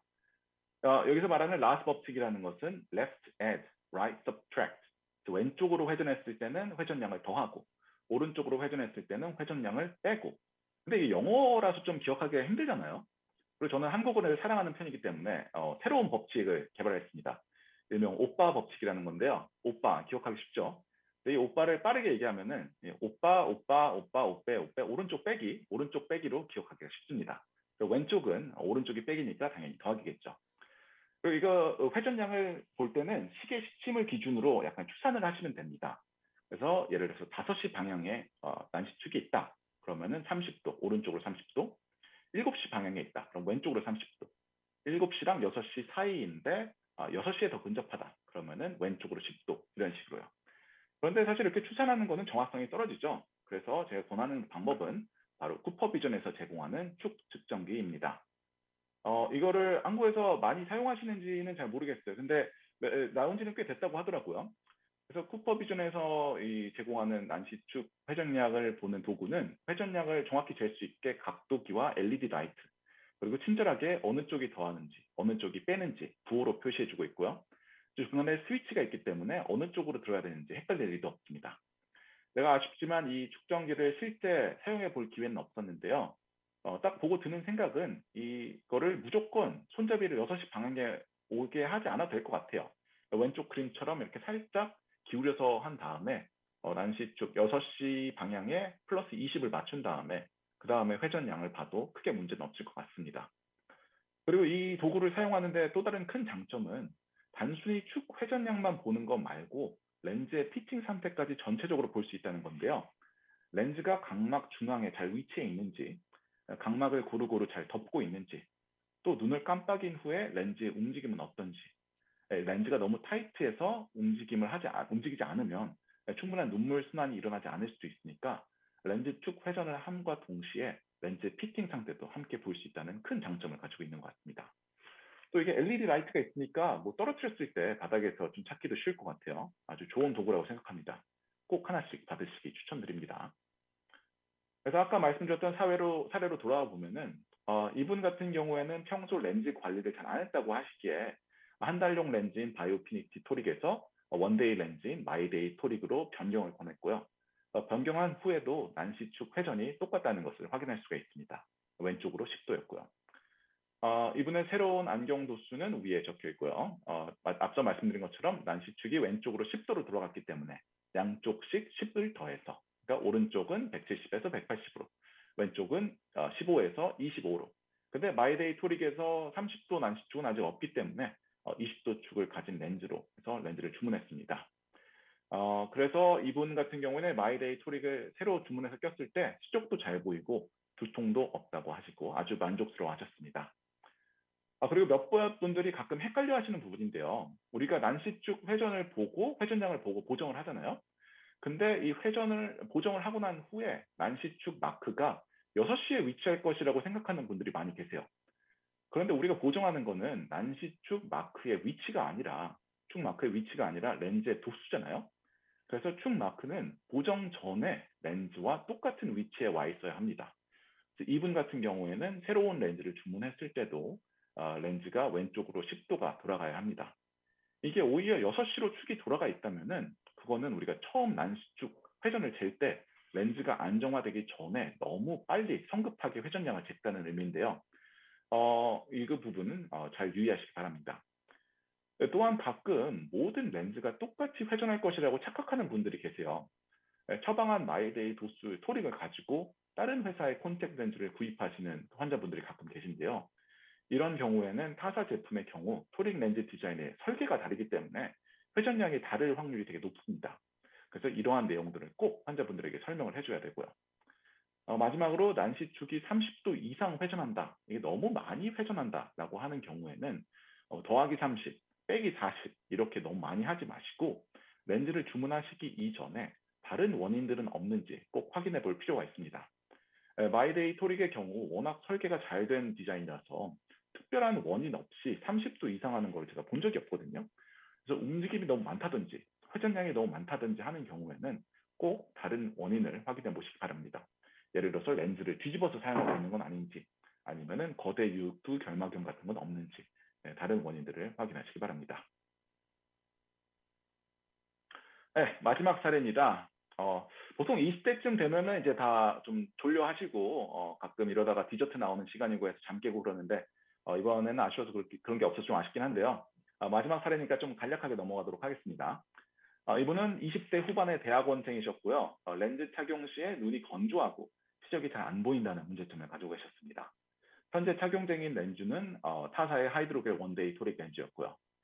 추가적인 질문으로서 얻을 수 있는 정보는 이분이 최근에 갑상선 항진증, 그레이브스병을 진단받았다는 것이고요. 약 4년 전쯤에 쌍꺼풀 수술을 하셨다는 거예요. 대학원생이다 보니까 대부분 연구를 할 때는 안경을 착용하시고 컴퓨터 사용이 참 많죠.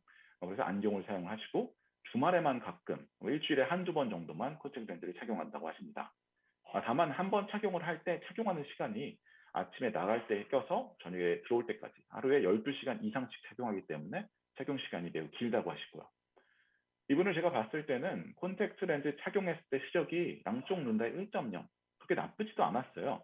또 난시축 회전을 확인했을 때도 전체적인 피팅이 그렇게 나쁘지도 않고 회전량도 그렇게 많지 않았습니다. 그렇다면 대체 뭐가 문제였을까요?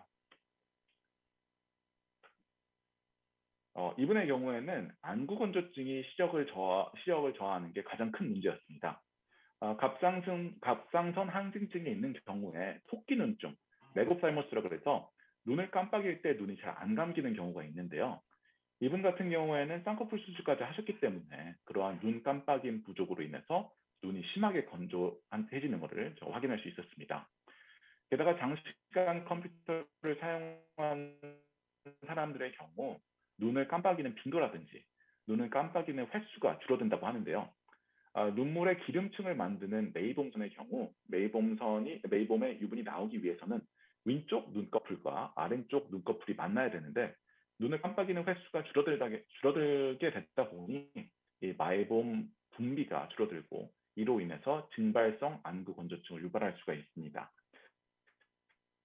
그래서 컴퓨터를 좀 오래 사용하시는 분들, 눈을 잘 안 깜빡이는 분들은 실제로 컴퓨터를 사용을 안 할 때라고 하더라도 눈이 상당히 건조한 것을 알 수가 있고요.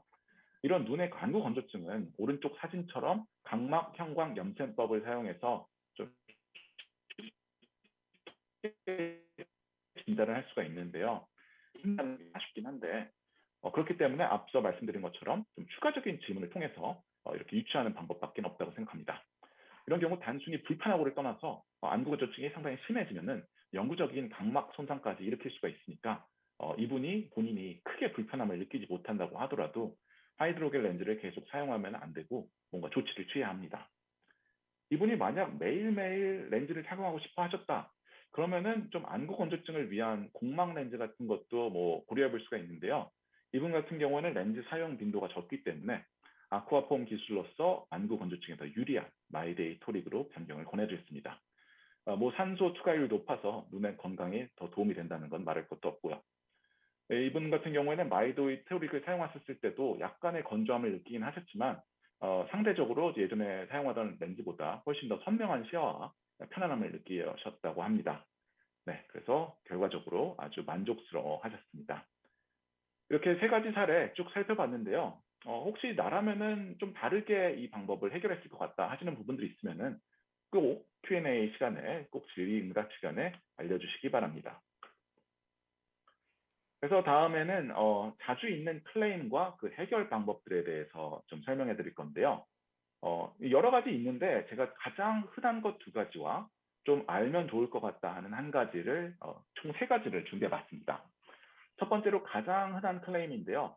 잘 보이긴 하는데 좀 불편하다 하시는 분들이 좀 계세요. 이 경우에는 좀 렌즈의 특성일 수도 있는데요. 토릭 렌즈 특성상 아무래도 일반 구면 렌즈보다 약간의 이물감은 어쩔 수가 없거든요. 또 하이드로겔 렌즈를 쓰시던 분이 실리콘 하이드로겔 렌즈를 사용하는 경우 하이드로겔 렌즈 같은 경우는 손에서 만졌을 때 이게 참 말랑말랑하고 다루기가 좀 힘들긴 하지만 푹신푹신하다는 느낌이 있는데 실리콘 하이드로겔 렌즈 같은 경우에는 어느 정도 경도를 가지고 있기 때문에 끼기 전부터 약간 불편할 것이라고 생각하시는 분들이 계세요. 또 다른 점으로는 요즘에 컴퓨터 사용이라든지 아니면 스마트폰 사용이 상당히 많아지다 보니까 안구 건조증을 겪고 계신 분들도 상당히 많고요. 이 부분이 그리고 또 이분이 또 잘 보이는데 불편하다 한다고 하면은 이 피팅 문제 때문에 불편한 경우는 좀 적은 것 같아요. 왜냐하면은 피팅에 문제가 있는 경우에는 불편하면서 시력도 같이 안 보이거든요. 이걸 해결하는 방법은 계속 여러 번 말씀드리지만 질문을 많이 하시는 겁니다.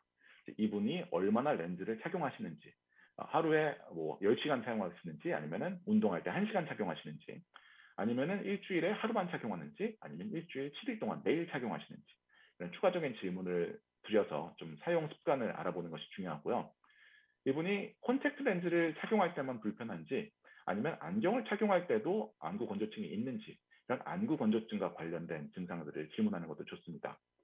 그리고 또 다른 점은 현재 복용 중인 약을 좀 여쭤보면 좋은데요. 안구 건조증을 유발하는 여드름 약, 뭐 로아큐탄이라든지 아니면은 다른 뭐 최근에 다른 질병 같은 게뭐 류마티스 관절염이라든지 다른 약을 복용하고 계시면은 안구 건조증을 의심해 볼 수가 있습니다. 또 다른 점으로는 마이데이 토릭을 사용하기 이전에 전에 사용하던 렌즈가 뭐였는지 여쭤보는 것도 좋을 것 같고요. 그래서 해결하는 데 있어서 이런 많은 질문을 한 뒤에 원인을 파악하면은 가장 중요한 해결 방법은 교육입니다. 환자 교육. 이 부분 대부분 사람들이 아무래도 바쁘다 보니까 중요한 부분만 설명을 하고 이러이러한 솔루션이 있습니다라고만 설명을 하고 왜 그런지는 잘 설명을 안 하거든요. 또 이런 부분을 설명함에 있어서 가끔 좀 자신감 없이 말하시는 분들도 계세요. 근데 제가 좀 여러분들께 말씀드리고 싶은 거는 어떤 전문가는 내용을 얘기를 할 때 정확한 내용을 말하는 게 물론 당연히 중요하겠죠. 근데 정확한 내용을 말할 때보다 자신감 있게 말할 때 더 사랑을 받는다고 하더라고요. 그래서 자신감 있게 이러이러한 문제들 때문에 이러이러한 문제를 겪고 계신 겁니다. 하지만 괜찮습니다. 라고 설명을 하는 게 중요한 것 같아요. 또 항상 저는 단점을 무조건 설명하는 편입니다. 어떤 제품의 단점을 설명을 하는데 단점 다음에 무조건 장점을 아주 크게 부각하는 편입니다. 그래서 난시용 렌즈 같은 경우에 제가 난시용 렌즈를 착용하기 때문에 좀 많이 느끼는 편인데 구면 렌즈보다 좀 이물감을 느낄 수가 있어요. 그 렌즈 특성상. 하지만 훨씬 더 선명하게 보인다는 장점이 있고 또 실리콘 하이드로겔 렌즈 같은 경우에 손에 만졌을 때는 상대적으로 조금 더 딱딱하다고 느낄 수가 있어요. 하지만 마이데이 토릭 같은 경우에는 실리콘 하이드로겔 렌즈 중에서도 이 모듈러스가 상당히 낮은 편이고 눈에 넣었을 때는 사실 그렇게 느끼실 수가 없거든요. 그래서 왜 조금 딱딱한지 그리고 실리콘 하이드로겔로서 얻을 수 있는 장점, 높은 산소 투과율이라든지 아니면은 안구 건조증에 더 좋다는 점들, 장점을 부각해서 설명해 주면 좋을 것 같고요. 또 다른 제가 설명드리는 것 중에 하나는 가끔 눈이 건강해져서 문제가 되는 경우도 있어요. 주로 산소 투과율이 낮은 칼라 콘택 렌즈를 착용하시던 분들한테 있는 문제인데요. 기존에 워낙 낮은 산소 투과율 렌즈를 착용하시는 분들의 경우 마이데이 토릭 같이 높은 산소 투과율을 가진 렌즈를 착용이 되면은 눈에 있는 세포들이 신경 세포들이 더 활발히 활동을 하고 그렇기 때문에 눈이 더 예민해질 수가 있습니다. 오히려 더 건강해서 눈의 이물감을 느끼게 되는 것이죠. 하지만 그렇다고 해서 우리가 눈에 안 좋은 건강에 안 좋은 렌즈를 계속 착용할 수는 없잖아요. 그래서 칼라 렌즈를 사용하시던 분들이 마이데이 토릭으로 변경을 했을 때 이런 부분들을 꼭 설명하는 편입니다. 그리고 좀 심한 안구 건조증이 음신된다, 안경을 끼는데도 좀 불편함이 있다라고 말씀하시는 분들은 안과 검진을 받고 다른 좀 심한 안구 건조증이 있는지 그런 걸 확인하는 것도 중요할 것 같습니다. 네, 다른 클레임입니다. 편하긴 한데 생각했던 것보다 좀 흐릿흐릿하다. 혹은 어지럽다라고 하시는 분들도 가끔 계신데요. 주로 렌즈를 처음 착용하시는 분들이 많이 말씀하세요. 이런 분들 같은 경우에는 이 시력을 콘택트 렌즈, 다른 콘택트 렌즈가 아니라 자신이 이전에 착용하고 계셨던 안경에 비교하기 때문인데요.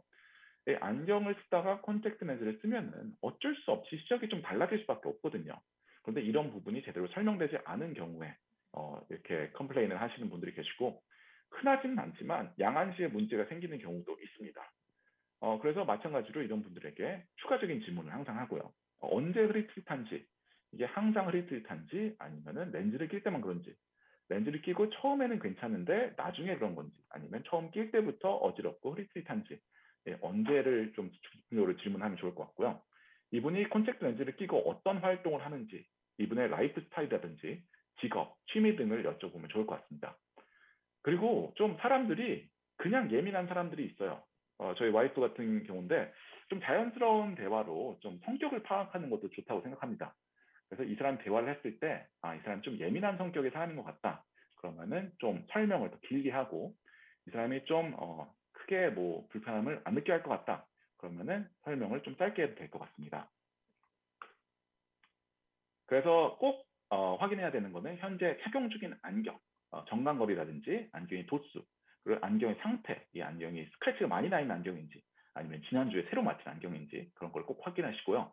안경 렌즈의 종류, 이게 단초점 렌즈인지 아니면 다초점 렌즈인지 그런 것도 확인하시는 게 좋고요.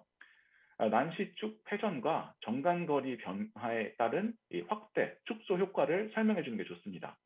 그래서 안경을 꼈을 때, 근시 환자의 경우 안경을 꼈을 때 모든 사물들이 작아 보이고 멀리 있어 보이죠. 근데 콘택트 렌즈 같은 경우에는 더 커 보이고 가까이 있어 보이는데, 이러한 점들을 미리 설명해 드리는 게 좋아요. 그리고 경험상 이런 걸 설명해 주면은 한 10명상 9명은 되게 재밌어 하세요. 근데 좀 설명을 아마 잘해야 되겠죠. 이게 너무 지루하게 설명하면은 내가 이런 걸 왜 듣고 있어야 하나 할 수도 있으니까 좀 그림과 함께 잘 설명하는 게 좋을 것 같고요. 저는 모든 사람들한테 하는 건 아닌데 렌즈 피팅하기 전에 DTT 검사라는 게 있습니다. 그래서 트라이얼 프레임에 그 안경을 도전하고 그 난시축을 조금씩 변경해 가면서 이 사람이 언제 흐릿흐릿하다고 느끼는지 그렇게 하는 검사가 있는데요.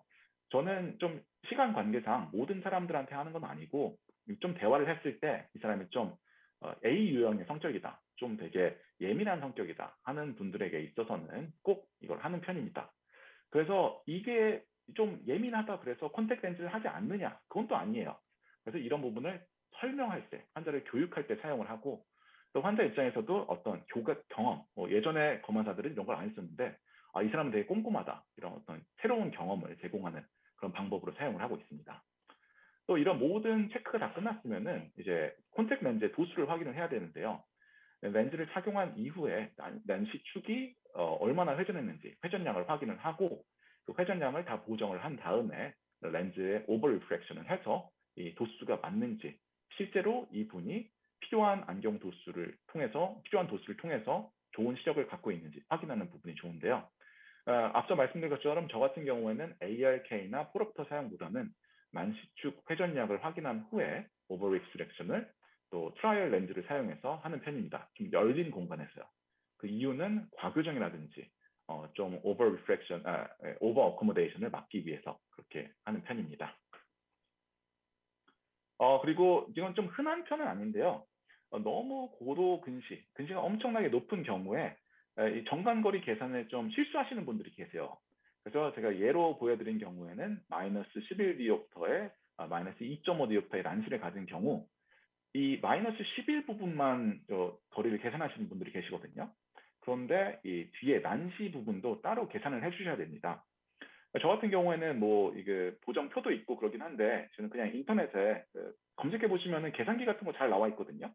그래서 back vertex distance, 정감거리랑 이분의 안경 도수를 넣으면은 필요한 콘택트 렌즈의 도수가 딱 나오는 그런 계산기들이 많이 있으니 이런 거 꼭 사용하시기 바라고, 콘택트 렌즈를 사용했을 때 양안시에 문제가 생길 수 있다는 점 꼭 기억하시기 바랍니다. 그래서 근시의 경우 안경을 끼던 분이 콘택트 렌즈를 착용했을 때 외사위가 증가를 하기 때문에 계산 과다가 있다든지 아니면은 뭐 convergence insufficiency, 폭주 부전이 있다든지 하는 경우에 복시나 어지러움증을 유발할 수 있다는 점 기억해 주시기 바라고, 또 노안의 경우에는 조절 욕구가 증가를 하기 때문에 그런 애드값 같은 것도 확인해 주시는 것이 좋습니다. 또 마지막은 그렇게 흔하진 않은 것 같은데 가끔 있는 경우예요. 그래서 처음에는 잘 보이다가 몇 달 뒤에 좀 불편하고 또 시력도 잘 안 나온다 하시는 분들이 있는데요. 거의 원데이 렌즈에는 거의 못 보는 것 같아요. 그런데 이런 경우는 주로 원인이 알레르기성 결막염이라든지 아니면은 거대 유두 결막염인 경우가 많은데 이런 경우에도 좀 추가적인 질문으로 원인을 확인할 수가 있습니다. 그래서 이분이 평소에 알레르기가 있으신지 아니면은 이분이 원데이 렌즈를 혹시 재사용하고 계신지는 아는지 가끔 그런 분들이 있거든요. 돈이 아까워가지고 원데이 렌즈를 산 다음에 한 달용 렌즈 쓰는 것처럼 재사용하시는 분들이 있는데 이런 분들은 꼭 2번 물어보셔야 돼요.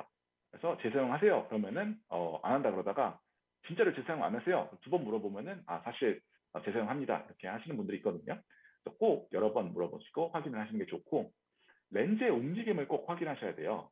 그래서 앞서 말씀드린 그 난시축 회전량을 보는 도구를 이용해서 이 축 회전이 많이 되는지 30도 이상이라면 무조건 의심해 봐야 되고요. 렌즈 움직임이 한 2mm 이상일 때 보통 이렇게 밝은 빛을 쐈을 때 동공의 크기가 젊은 분들은 한 3mm, 좀 나이 드신 분들은 한 2mm 정도 되는데 렌즈가 동공 크기보다 더 많이 움직인다. 그러시는 분들은 꼭 이런 다른 원인들을 찾아보는 게 좋습니다. 네, 그래서 이렇게 클레임 3가지와 제가 실제 겪었던 임상 사례 3가지를 여러분께 한번 말씀드려봤는데요. 좀 도움이 되셨으면 좋을 것 같아요. 그래서 기억에 남는 부분들이 있으면 좋을 것 같고 정말 기억이 하나도 안 난다 그러면은 그거 하나만 기억해 주세요. 이석헌이라는 검안사가 와서 강의를 했는데 이 사람이 본인이 마이데이 토릭 렌즈를 사용한다고 하더라. 네, 그 점만 기억하면 좋을 것 같습니다. 네, 이상입니다. 감사합니다. 네, 자세하고 즐거운 설명해주신 이석헌 검안사님 정말 감사드립니다. 지금부터는 Q&A를 진행하도록 하겠습니다. 궁금하신 점이 있으면 채팅방을 통해 저희 남겨주시면은 소개와 답변을 강민지 과장님께서 진행해 주시도록 하겠습니다. 네. 지금 채팅방으로 질문을 남겨주시면은 저희가 순차적으로 질문에 대한 답변을 드리도록 하겠습니다. 네.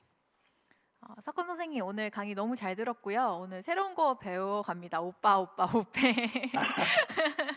정말 감사합니다. 감사합니다. 네. 네, 그리고 오늘 말씀해주신 것 중에 되게 좋았던 것 중에 하나가 사실 많이 클레임 중에 하나긴 해요. 근데 제품을 변경을 했을 경우, 그러니까 타사 뭐 A 제품 토릭 뭐뭐뭐를 처방 받았는데 그 패키징을 그대로 매장에 가서 저 이거 쓰는데 혹시 다른 제품 뭐 좀 착용감 좋은 거 있나요?라고 물어봤을 때 대부분 그냥 그 도수 그대로 전환을 해주시는 경우가 있거든요.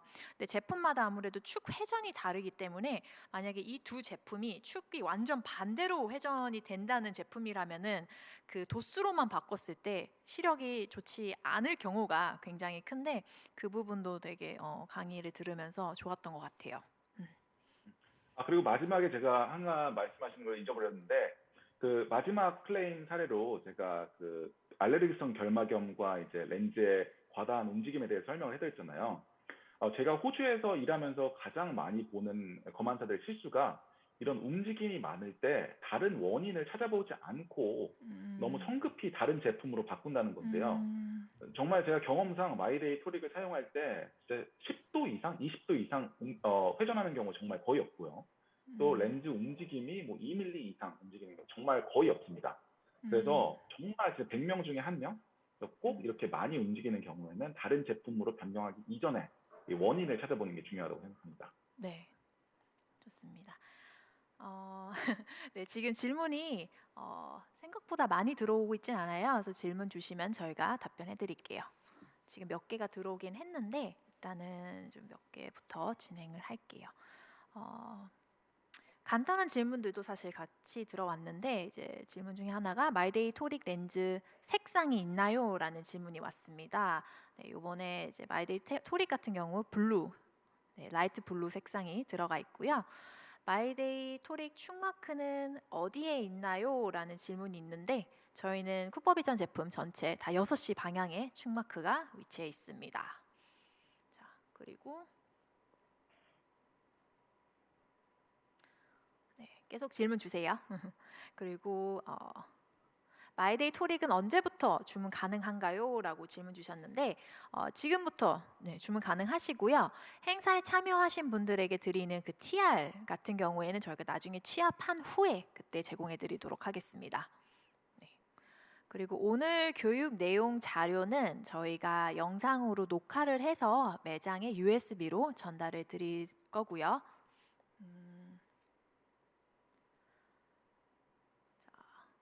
질문들이 좀 길어서 좀 읽어보도록 하겠습니다. 자, 여기서 말씀하신 오빠를 쓰면은 해결이 될까요? 라는 질문을 주셨는데요. 네, 오빠 이거는 이제 라스 방법을 영어로 LARS 이제 외우기가 어려우니까 석헌님께서 이제 오빠 방법을 제시해 주신 거고, 토릭 렌즈 마크는 맨눈으로 봐도 보일까요? 라는 질문을 주셨는데요. 저는 개인적으로 찾지 못했습니다. 혹시 석헌 선생님께서는 잘 보이시나요? 맨눈으로 봤을 때? 맨눈으로 봤을 때 안 보이는데요. 제가 아이폰, 이거 다른 회사 얘기해도 되나? 아이폰 새로 나온 아이폰 13 있잖아요. 아이폰 13이 그 그러니까 그 가까이 있는 마크로 그 카메라 기능이 있거든요.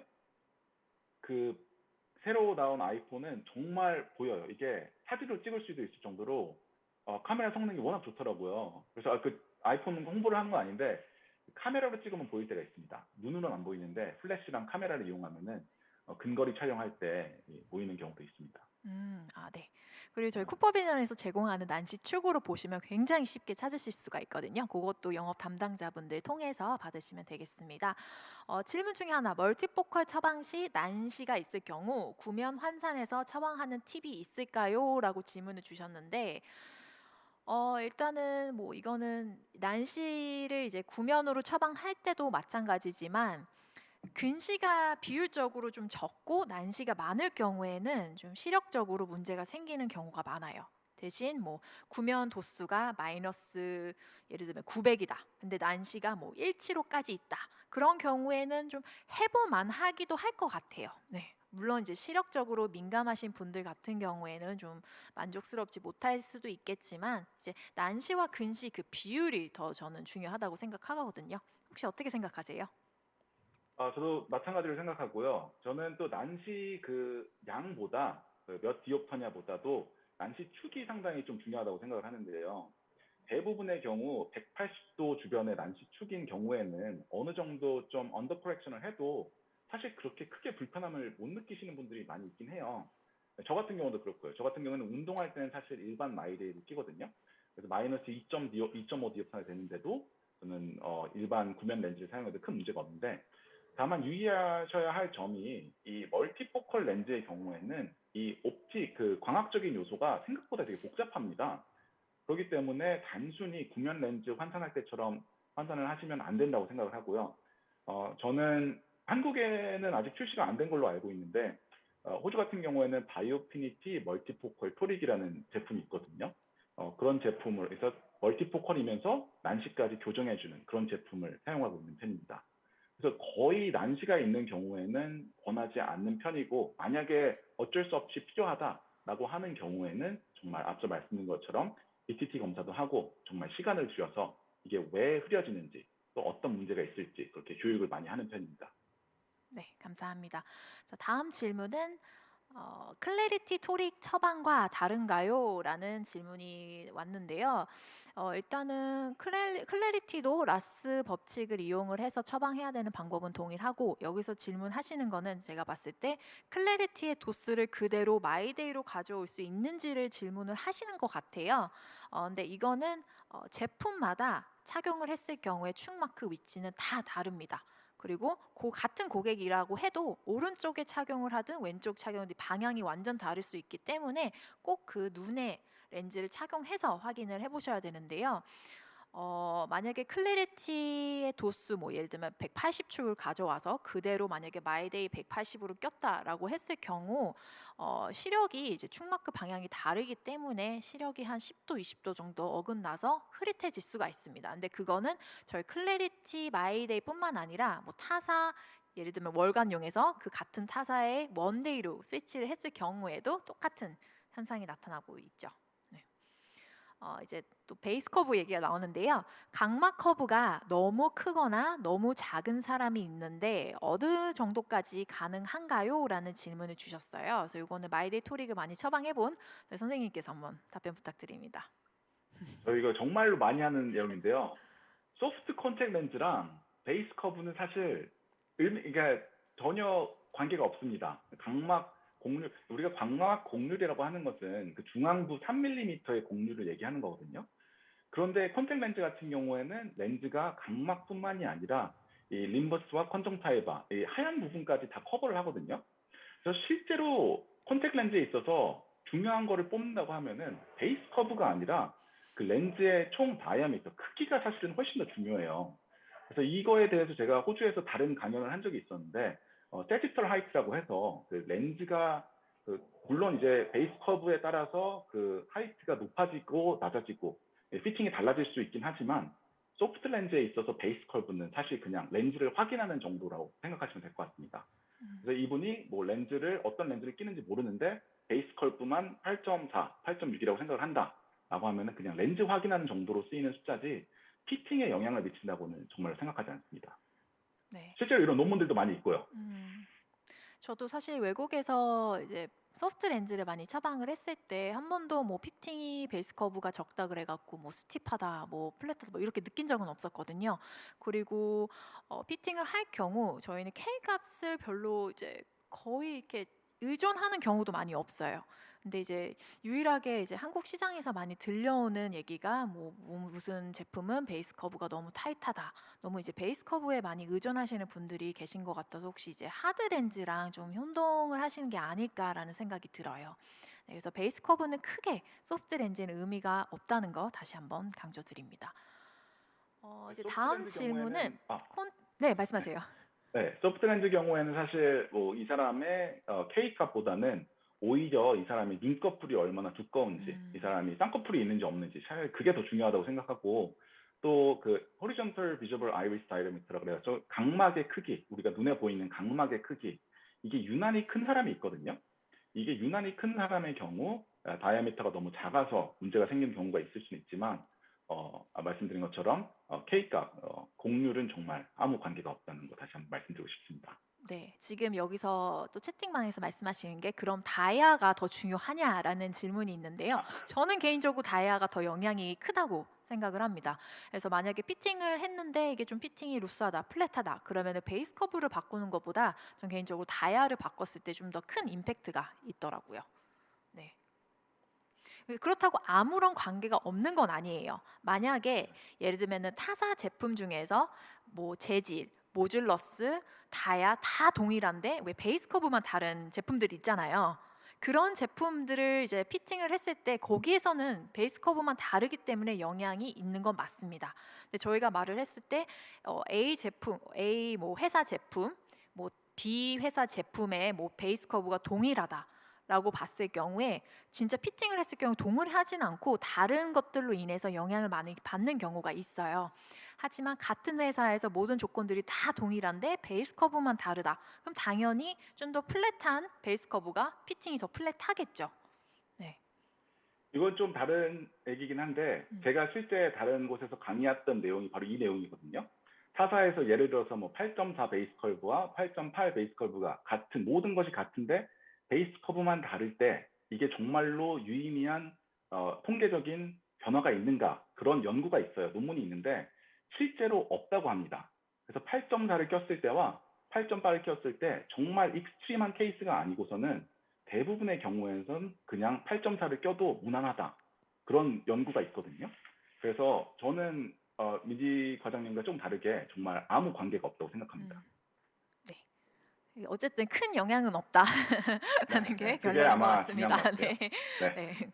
자, 콘택트 렌즈 도수 계산기는 어디서 볼 수 있나요? 이거는 구글에서도 찾으시면 굉장히 많이 나오고요. 코퍼비전 이번에 마이데이 토릭 브로셔에도 저희가 QR 코드를 거기 삽입을 했습니다. 그래서 그거 받으셔서 찍어서 그걸로 사용하실 수가 있고요. 또 마이데이 토릭 환산표, 정점관 거리 환산표도 저희가 요번에 따로 새로 제작을 했으니까 그것도 영업 담당자 통해서 받아보실 수가 있습니다. 질문이 생각보다 굉장히 많이 들어오고 있어요. 그래서 제가 좀 몇 개는 앞에 놓치기는 했는데 잠시만요. 좀만 더 볼게요. 이것도 좀 흔히 제가 듣는 질문 중에 하나예요. 그래서 지금 오신 김에 한번 질문을 해볼게요. 클래리티 토릭 경우 고난시 처방 시 난시 과교정이 되는 경우가 있는데 마이데이도 동일한가요? 라는 질문이에요. 그래서 지금 제가 많이 들어보는 질문 중에 하나가 클래리티 토릭을 처방을 했을 때 과교정이 생긴다라는 질문들이 좀 많더라고요. 클레임. 이제 그거에 대해서 선생님은 어떻게 생각하세요? 저 같은 경우는 사실 그런 적이 한 번도 없어서 약간 모르겠어요. 어떻게 답변해드려야 될지 모르겠는데 콘택트 렌즈를 일반적으로 피팅을 할 때 제가 다른 검안사들 볼 때 가장 많이 하는 실수가 이 폴옵터를 가지고 이제 시력을 다시 검사한다는 거예요. 근데 우리가 안경을 쓸 때는 안경이 이렇게 있잖아요. 근데 콘택트 렌즈를 꼈을 때는 눈 주변에 아무것도 없단 말이에요. 그래서 눈 근처에 뭔가 가까운 게 있을 때 프록시멀 어코모데이션이 생길 수가 있는데 콘택트 렌즈 같은 경우에는 그런 프록시멀 어코모데이션을 유발하는 요소가 없기 때문에 항상 시력을 다시 검사할 때 이 열린 공간, 오픈 스페이스에서 해야 합니다. 그래서 안경을 낄 때는 폴옵터를 사용해서 시력 검사하는 건 문제가 없지만 콘택트 렌즈 경우에서는 무조건 폴옵터가 아니라 렌즈를 손에 들고 루스 렌즈로 이렇게 저 같은 경우에는 그 플리퍼라 그래가지고 한쪽에는 플러스 0.5, 다른 쪽에는 마이너스 0.5, 한쪽에는 마이너스 0.25, 한쪽에는 플러스 0.25 가지고 이렇게 손으로 해가지고 하는 게 있거든요. 그래서 그런 걸로 하는 편인데 그런 걸 안 했을 때 젊은 환자의 경우에 과교정이 될 수가 있는데 혹시 그런 것 때문이 아닐까 하는 생각이 듭니다. 네, 저도 이제 클래리티 토릭을 이제 해외에서 처방을 했을 때 과교정이 된 적은 사실 한 번도 본 적이 없거든요. 그래서 저는 제가 한 번도 겪어보지 못해서 잘 몰라서 이렇게 물어봤는데 지금 검안사님께서도 경험을 못 해보셨다 그래서 이건 다음에 제가 한번 다시 연구를 해보도록 하겠습니다. 네, 다음 질문 한번 받아볼게요.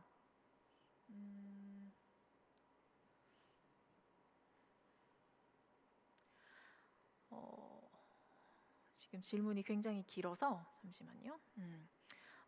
간단한 질문 한번 받아볼게요. 축 안정화가 되는 시간대는 평균 때보다 빠른가요? 라는 질문입니다. 혹시 마이데이 토릭의 그 축 안정화되는 시간 얼마 정도라고 보실 수 있을까요?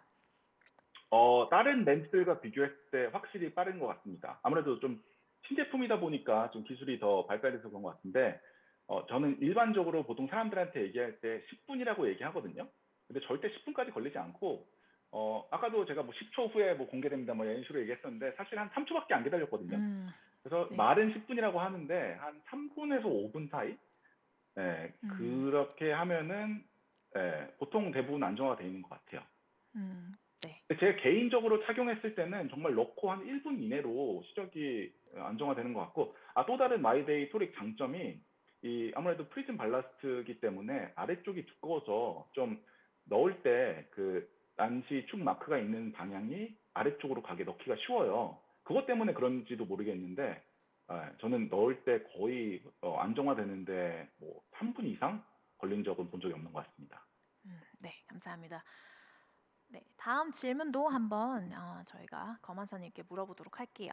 좀 긴데요. 최근 근거리 작업이 많은 20대인 경우 예전과 같은 도수를 사용하는데도 근거리 작업에 불편을 호소하는 경우가 많은데 단순히 근시 도수만 내려서 해결이 되는지 아니면 렌즈 종류를 바꿔서 시도를 해봐야 하는지 그리고 노안이 아닌 40대 이전인 사람도 멀티포컬 렌즈 처방이 가능한지 이렇게 질문을 주셨습니다. 질문이 여러 가지네요. 다시 한번 첫 번째 질문이 뭐였죠? 네, 첫 번째 질문이 세 가지 정도 포인트가 있었던 것 같은데. 네, 20대인데 컴퓨터 작업이 많대요. 근거리 작업이 네. 많으시고 같은 도수를 사용을 하는데 이제 단순히 이제 근시 도수를 내려서 착용을 할 근시 경우 도수를, 해결이 되는 네. 건지. 네. 네. 그리고 또 40대 이전의 멀티포컬 사용이었나요? 네, 40대 이전인 분들에게도 멀티포컬 처방을 해도 되는지라는 질문입니다. 네. 알겠습니다. 일단 첫 번째로 20대 분들이 근거리를 사용을 할 때 보통 시력이 뭐 저하된다라고 하시는 분들이 있는데 말씀드린 것처럼 꼭 그 원인을 정확히 확인해야 된다고 생각을 해요. 앞서 말씀드린 것처럼 컴퓨터나 스마트폰을 장시간 사용하는 경우에 눈의 깜빡임이 줄어들거든요. 근데 눈을 덜 깜빡이는 경우에는 안구 건조증이 유발할 수가 있고 또 안구 건조증 때문에 이 눈이 잘 안 보일 수가 있어요. 근데 사람들은 이게 안구 건조증이 때문이 아니라 렌즈 도수에 문제가 있겠구나 해서 렌즈 도수를 낮추는 분들이 계신데 그러면은 사실 원인을 해결하는 게 아니기 때문에 렌즈 도수를 낮춰도 잘 안 보이는 흐릿흐릿한 경우가 있습니다. 또 다른 원인으로는 제가 좀 자세히 설명드리진 않았었는데 이 조절 요구가 좀 변하는 경우가 좀 심하게 변하는 경우도 있거든요. 그래서 저 같은 경우에는 양안시 검사를 일반 시력 검사할 때 다 하는 편인데 좀 진단되지 않은 양안시 문제가 상당히 많아요. 정말 한 10명 중에서 1명. 그래서 뭐 가까이 있는 걸 볼 때 약간 뭐 복시가 생긴다든지 아니면은 실제 이분의 조절량이 실제 나이보다 더 적다든지 하는 경우가 정말로 많은데 이것 때문에 문제가 생기는 건 아닐까. 그런 경우라면은 아마 근시 도수 처방을 좀 낮춰도 될 것 같기도 하고, 아니면은 그냥 그분 같은 경우에는 이제 뭐 업무를 할 때는 안경을 끼고 밖에 나갈 때 멀리 있는 걸 볼 때 콘택 렌즈를 착용하는 걸 권할 수도 있겠고요. 중요한 점은 원인을 정확히 알아야 된다. 이분이 양안시 때문인지, 정말 도수 때문인지, 아니면은 안구 건조증 때문인지. 안구 건조증이 진짜 제일 흔한 것 같아요. 근데 저는 양안시 때문에 그런 거는 정말 한 10명 중에 1명밖에 안 되고 거의 대부분 안구 건조증 때문이고 40대 이전의 멀티포컬 렌즈 이거는 좀 여러 가지가 있는데요. 이게 좀 주제와 벗어난 내용이어가지고 좀 자세히 얘기는 못 드리겠는데 근시 진행 억제를 할 때 멀티포컬 렌즈를 많이 사용합니다. 저는 그래서 실제로 어린 아이의 경우 일반 구면 렌즈보다 멀티포컬 렌즈를 훨씬 더 많이 사용하는 편이에요. 그래서 40대 이전의 멀티포컬 렌즈 충분히 사용할 수가 있죠. 그런데 다만 이 분이 가까이 있는 근거리 애드 값이 필요한 이유가 실제 애드 값이 필요해서가 아니라 앞서 말씀드린 것처럼 안구 건조증이라든지 다른 양안시 문제 때문이라면은 굳이 멀티포컬을 사용할 필요가 없는 게 멀티포컬 렌즈 물론 잘 나오고 아주 좋지만 말씀드린 것처럼 그 옵틱스 이 광학적인 요소가 상당히 복잡합니다. 그래서 그 렌즈의 센트레이션 그 중앙에 위치하는 게 정말로 중요한데 일반적으로 사람들의 그 눈이 아시다시피 이제 완벽한 구면이 아니잖아요. 그리고 또 동공의 중앙점이랑 각막의 중앙점이 조금 다릅니다. 이제 앵글 카파라고 해가지고 좀 다른데 그러한 점들 때문에 되도록이면은 굳이 필요하지 않을 때 멀티포컬 렌즈를 권하진 않는 편입니다. 네, 감사합니다. 자, 다음 질문 한번 답변해 볼게요. 라식 수술을 하신 분들께는 모듈러스가 낮은 마이데이 제품을 추천하기는 힘들까요? 라는 질문을 해주셨는데요. 이거는 어떻게 생각하세요? 그건 일단 질문 답하기 전에 약간 왜 힘들 거라고 생각하시는지가 약간 궁금하긴 한데, 예, 딱히 힘들 거라는 생각은 안 들긴 하거든요. 근데 다만 그런 거는 아무래도 있겠죠. 이제 아무래도 렌즈가 출시될 때 이 라식 수술을 한 사람들을 위해서 렌즈가 출시되는 건 아니잖아요. 그래서 좀 그러한 부분들이 좀 다를 수 있긴 한데, 저는 일반적인 환자 피팅할 때랑 똑같이 피팅하는 것 같아요. 그래서 오히려 이제 수술을 하고 나셨으면은 좀 눈에 산소 공급이 더 중요해지니까 좀 산소 투과율이 높은 마이데이 토릭을 권할 것 같긴 하거든요. 그래서 아마 이제 안정화 때문에 그러시는 것 같은데 저는 크게 신경 쓰진 않습니다. 네. 또 멀티포컬 질문이 들어왔어요. 개인적으로 멀티포컬은 어릴수록 효과가 좋다고 생각하는데 적합한 동공의 크기가 있을까요? 라고 질문을 해주셨어요. 저 같은 경우에는 이제 멀티포컬 어린 친구들한테 지금은 이제 마이사이트가 나왔기 때문에 이제 굳이 할 필요는 없지만 예전에 바이오피니티 렌즈를 어린 친구들한테 근시 억제로 많이 처방을 했었거든요. 왜냐면 쿠퍼비전에서는 유일하게 이제 중심부가 이제 원거리가 들어간 제품이 있잖아요. 그걸로 250D 이렇게 해갖고 바이오피니티 멀티포컬로 근시 억제를 해서 효과를 많이 봤는데 이런 어린 친구들 같은 경우에 혹시 적합한 뭐 동공의 크기가 있을까요? 이 목적이 뭐냐에 따라서 좀 다를 것 같은데요. 아무래도 어린 나이에 멀티포컬 렌즈를 사용한다. 그러면 뭐 대부분 이제 근시 진행 억제 때문이라고 생각을 하시긴 하는데 양안시 문제 때문에 사실 처방할 때도 가끔 있긴 하거든요. 그래서 어떤 목적으로 사용하느냐에 따라서 다르긴 한데 근시 진행 억제를 위한다면은 동공이 크면 클수록 좋습니다. 왜냐면은 근시 진행의 억제가 망막 주변부에 이제 마이오픽 디포커스 이미지 상이 좀 근시처럼 맺히는 거를 우리가 목적으로 하고 있기 때문에 중앙부가 멀리 있는 걸 보는 아까 말씀드린 것처럼 플러스 2.5D 그리고 이게 플러스 1이랑 플러스 1.5랑 플러스 2랑 플러스 2.5 다 비교했을 때 애드 값이 높으면 높을수록 효과가 높기 때문에 플러스 2.5D 저도 상당히 많이 사용하고요. 근데 단점은 아무리 생각해도 이제 마이사이트라는 좀 좋은 이제 대체점, 얼터너티브가 있기 때문에 왜냐면은 멀티포컬이 애드 값이 그렇게 높으면은 물론 근시 진행 억제라는 효과는 있긴 하지만 좀 생각보다 그렇게 선명하진 않거든요. 익숙해지는데 좀 시간이 걸려요. 그래서 저는 보통은 마이사이트를 사용을 하고 이제 마이사이트를 사용 못할 때 다초점 렌즈를 사용합니다. 근데 동공 크기는 근시 진행 억제를 위해서라면 크면 클수록 좋다입니다. 네, 감사합니다. 지금 마이데이 토릭 런치인데 너무 멀티포컬 아, 얘기한다고 해서 혼나고 있어요. 아, 이거 너 네. 답하면서 약간 그런 생각이 드는데, 예. 아, 네, 너무 답변 감사드리고요. 예. 다시 토릭으로 돌아가서 난시 난시 교정이 안 되셔서 토릭 처방이 실패하신 경우는 없었나요?라고 질문 주셨습니다. 그런 경우 아, 이제 있으셨을까요? 교정이 안 됐다는 게 뭐 여러 가지 이유가 그죠? 있겠지만, 물론 네. 실패한 경우도 있긴 하죠. 있긴 네. 한데, 어, 지금 딱 생각하려고 그러면 생각나는 건 없긴 한데, 있긴 있을 거예요. 있긴 있을 건데, 말씀드린 것처럼 제가 마이데이 토릭을 정말 처음 렌즈를 권하는 사람들한테 권하는 렌즈거든요. 그 얘기는 뭐냐면은 한 100명 중에 한 명이 뭐 문제가 있다. 그러면은 그 기준점을 잡고 그거에 따라서 좀 조정을 하는 편이에요. 음. 근데 가격이 비싸서 뭐 다른 걸로 변경하는 경우 외에는 거의 없던 것 같은데. 음. 예를 들어서 매일매일 렌즈를 착용하시는데 뭐 아까 소개해드린 것처럼 대학원생이다. 대학원생들 가난하거든요.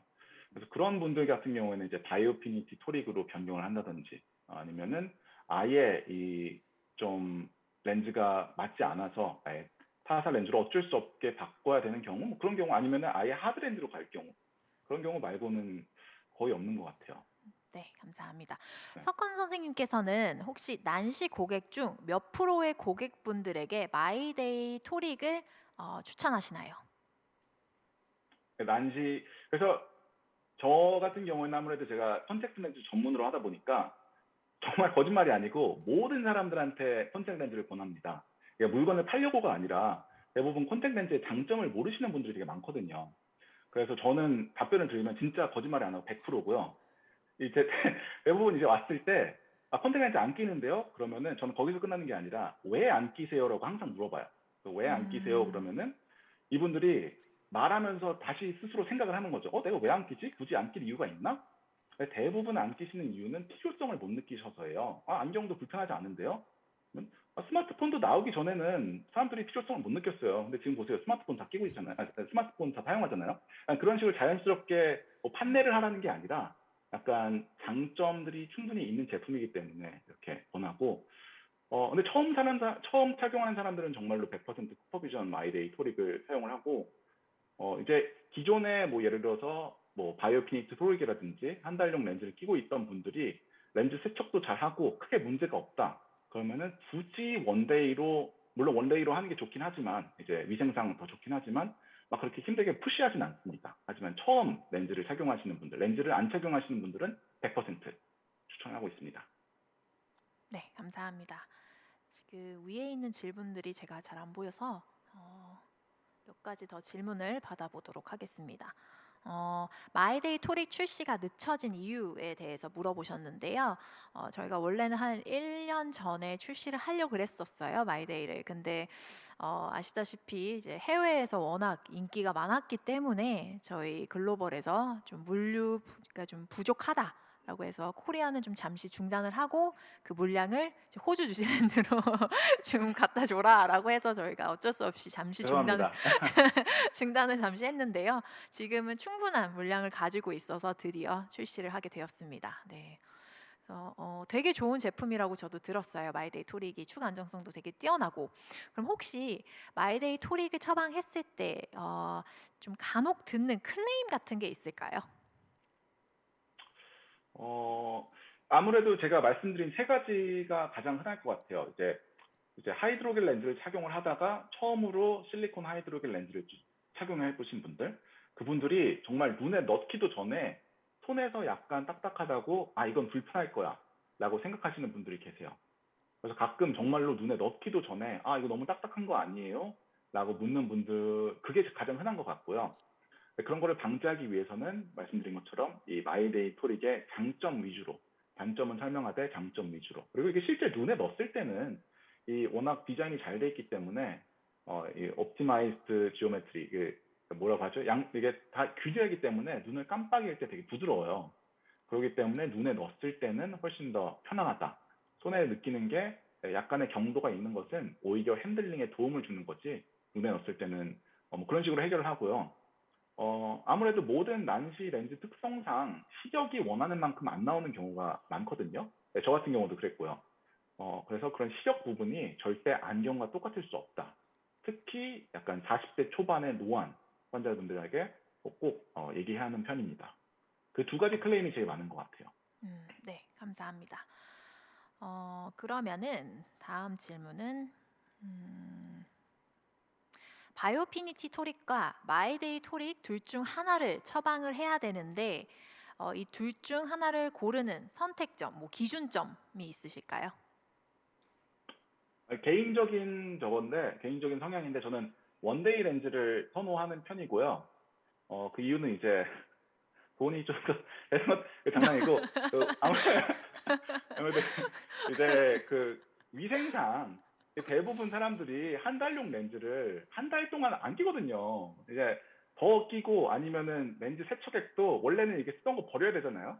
근데 버리는데 약간 일부러 조금 남기고 채운다든지 이제 그런 제 얘기는 아닙니다. 제 얘기는 아닌데 이제 좀 위생상 그런 문제 때문에 원데이 렌즈를 더 권하는 편입니다. 근데 앞서 말씀드린 것처럼 이게 어쨌거나 프리미엄 제품이거든요. 이게 싼 제품은 아니기 때문에 뭐 고등학생들이 이거를 매일매일 끼는데 뭐 금수저는 모르겠지만 그런 분들은 어쩔 수 없이 먼틀리 이제 한 달용으로 껴야 된다고 하는데 대부분 원데이 렌즈를 권하는 편입니다. 가격 말고는 거의 원데이 렌즈. 네, 감사합니다. 마이데이 토릭과 바이오피니티 토릭 처방은 동일할까요? 라는 질문을 주셨는데 아마 그 도수가 동일한지를 물어보시는 것 같아요. 그래서 앞서 말씀드린 것처럼 만약에 고객이 필요한 축이 180축이에요. 그래서 바이오피니티를 확인했는데 축 마크가 6시에 있어서 내가 180축으로 처방을 했다. 내가 클래리티를 180으로 했을 경우에 얘가 같이 6시 방향에 있다라고 저희가 확신할 수가 없습니다. 그거는 꼭 착용을 해봐야 확인이 가능한 거고요. 예전에 저희 그 신입분 그 검안사 분 중에 한 분이 진짜 옛날 얘기인데 바이오피니티를 처방했을 때 축마크가 6시 위치가 되어 있었어요. 그래서 클래리티를 주문할 때도 당연히 6시 있겠지 하고서 도수를 주문을 넣은 거예요. 근데 갖고 왔는데 뭐 한 20도 혹은 뭐 10도 정도가 돌았더라고요. 그래서 아무리 같은 회사의 제품이라고 해도 같은 도수를 처방을 했을 경우에 시력이 다르게 나올 수가 있습니다. 왜냐하면 축 마크가 방향이 다를 수가 있기 때문에. 그래서 그 부분은 꼭 주의하시고 처방을 하시면 될 것 같고요. 이분 클래리티 질문하신 네. 게 네, 이분 말씀하세요. 질문하신 게 제 생각에는 이제 마이데이 토릭하고 바이오피니티 토릭이 이제 실리콘 하이드로겔 기술도 같고 그 난시를 교정하는 그 토릭 디자인도 같잖아요.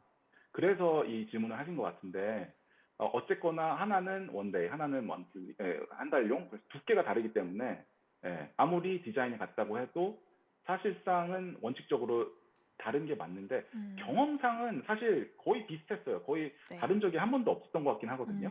그래서 제 생각에 이분이 질문하신 게 마이데이 토릭과 바이오피니티 토릭 그 딱 두 가지만 질문하신 것 같아요. 네, 맞아요. 네. 이제 아무래도 둘 다 축 안정성이 굉장히 뛰어나기 때문에 이 6시 방향이 대부분 위치가 되어 있어서 뭐 크게 차이는 없지만 그래도 한번 확인은 해보시면 좋을 것 같습니다. 클래리티 토릭과 확인은 무조건. 네, 클래리티 토릭과 마이데이 토릭의 가장 큰 차이점을 물어보셨는데요.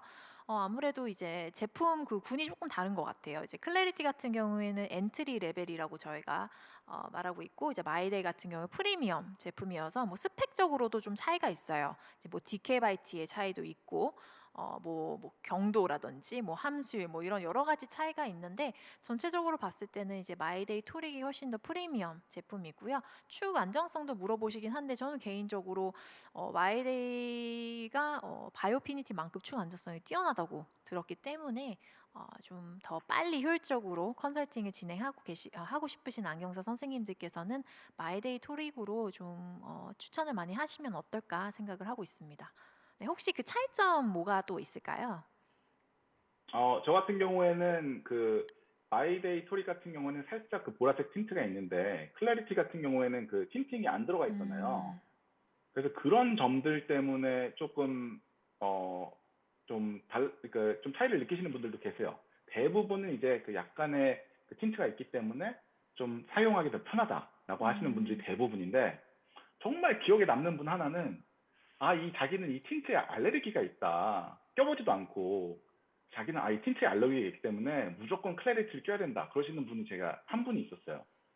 그래서 제가 알기로 그거는 알레르기가 있을 수가 없다고 생각을 하는데, 그 틴트가 다른 거, 그 핸들링의 차이. 저 개인적으로 느끼기에는 쿠퍼비전의 클래리티보다 마이데이 토릭이 조금 더 핸들링이 편하다고 느끼거든요. 네. 그래서 저도 마이데이 토릭으로 보통 권하는 편입니다. 네. 마이데이 토릭 도수 범위에 대해서 물어보셨는데 원시가 있는지 물어보셨습니다.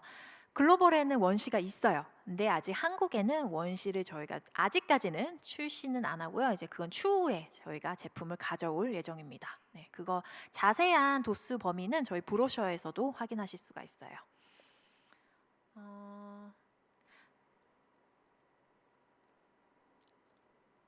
또 질문 중에 고도 난시 마이너스 400 이상일 경우에 주의사항에 대해서 한번 여쭤보셨는데요.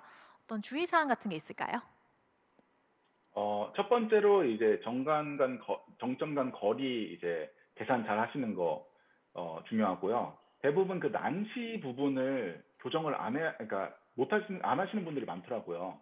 예를 들어서 아까 앞서 말씀드린 것처럼 마이너스 11 디옵터에 마이너스 2.5의 난시가 있으면은 이거를 2.5? 2.5는 4보다 낮잖아 하고 난시를 보정을 안 하시는 분들이 계신데, 이게 마이너스 2.5의 난시가 아니라 마이너스 13.5의 디옵터의 도수를 가진 그 축이 있는 거거든요. 그래서 그런 부분들, 저는 근데 사실 계산하는 법 까먹었습니다. 솔직히 말해가지고. 요즘에는 그냥 계산기로 쓰기 때문에 무조건 계산기 쓰시고, 네. 저는 실제 쿠퍼비전에서 제공하는 계산기를 사용하거든요. 무조건. 그러면은 이제 필요한 제품까지 같이 권해주기 때문에 그 정강거리 계산하는 거 중요하고, 또 하나는 이제 안경만 쓰셨던 분이시라면은 그런 이제 확대 효과, 너무 멀리 있어 보였는데 이제 너무 확 가까이 있어 보이니까 어지러워하는 분들이 많이 계세요. 그런 분들 참 많고, 또 양안시 변화. 그래서 저 같은 경우에는 항상 양안시를 체크를 하는데, 이분이 뭐 예를 들어서 양안시에 좀 문제가 있다든지 아니면 노안이라든지 그런 경우에 조심하는 편입니다. 이렇게 세 가지 조심하는 편입니다. 네. 정점 거리 보정은 아무래도 정확하게 계산기를 두들겨서 아니면 혹시 그 차트를 보면서 쓰는 게 제일 정확한 것 같아요. 이게 좀 뭐 얼추 맞추려고 하다가 오히려 덧댄 검사할 때 시간을 너무 많이 낭비하는 경우가 있어서 최대한 정확하고 좀 근접하게 시작을 하는 게 훨씬 더 효율적으로 검사하는 방법인 것 같습니다. 네, 그리고 여기 질문 중에 하나가 원데이 난시 제품 중 마이데이가 950, 1000에 유일하게 나오는 225 난시를 가지고 있는 제품이라고 질문을 주셨는데, 혹시 225 난시를 착용을 할 경우에 두께감 부분에서 착용감 부분에서 뭐 괜찮은지에 대한 질문인 것 같아요. 네. 혹시 두께감이 뭐 괜찮을까요? 제 난시가 마이너스 2.5여가지고 2.25를 사용하는데 뭐 별 차이는 못 느끼는 것 같아요. 예. 차이가 피팅할 때도 큰 차이는 못 느끼는 것 같은데, 일반적으로 대부분 되도록이면은 난시 교정을 좀 적게 하려고 하는 편이긴 하거든요. 그래서 저랑 도수가 똑같은 환자가 왔을 때도 마이너스 2.25까지 이제 완벽하게 교정을 안 할 때도 있어요. 왜냐면은 이분들이 대부분은 아니죠. 이제 가끔 가다가 안경에서 난시를 완전히 교정하지 않는 경우가 있거든요. 그래서 안경에서 굳이 난시를 완전히 교정하지 않는데 콘택 렌즈에서 완전히 교정해 버리면은 또 그때 좀 적응하는데 시간이 걸리기도 하니까 그런 거를 고려해서 하긴 하는데 두께감의 차이는 못 느꼈습니다.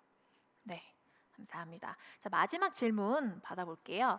토릭 렌즈 처방 시 안경 도수 기준으로 축을 정해서 주문하는데 제품마다 설계 차이로 인해서 축 방향이 다를 수 있다고 말씀하셨는데, 클래리티 토릭과 마이데이 토릭 주문 시 제품별로 고려해야 할 사항이 있는지요? 아니면 시험 착용 후 축 방향 확인 후 맞는 축을 맞춰 가야 하는 건지요? 라는 질문 주셨어요.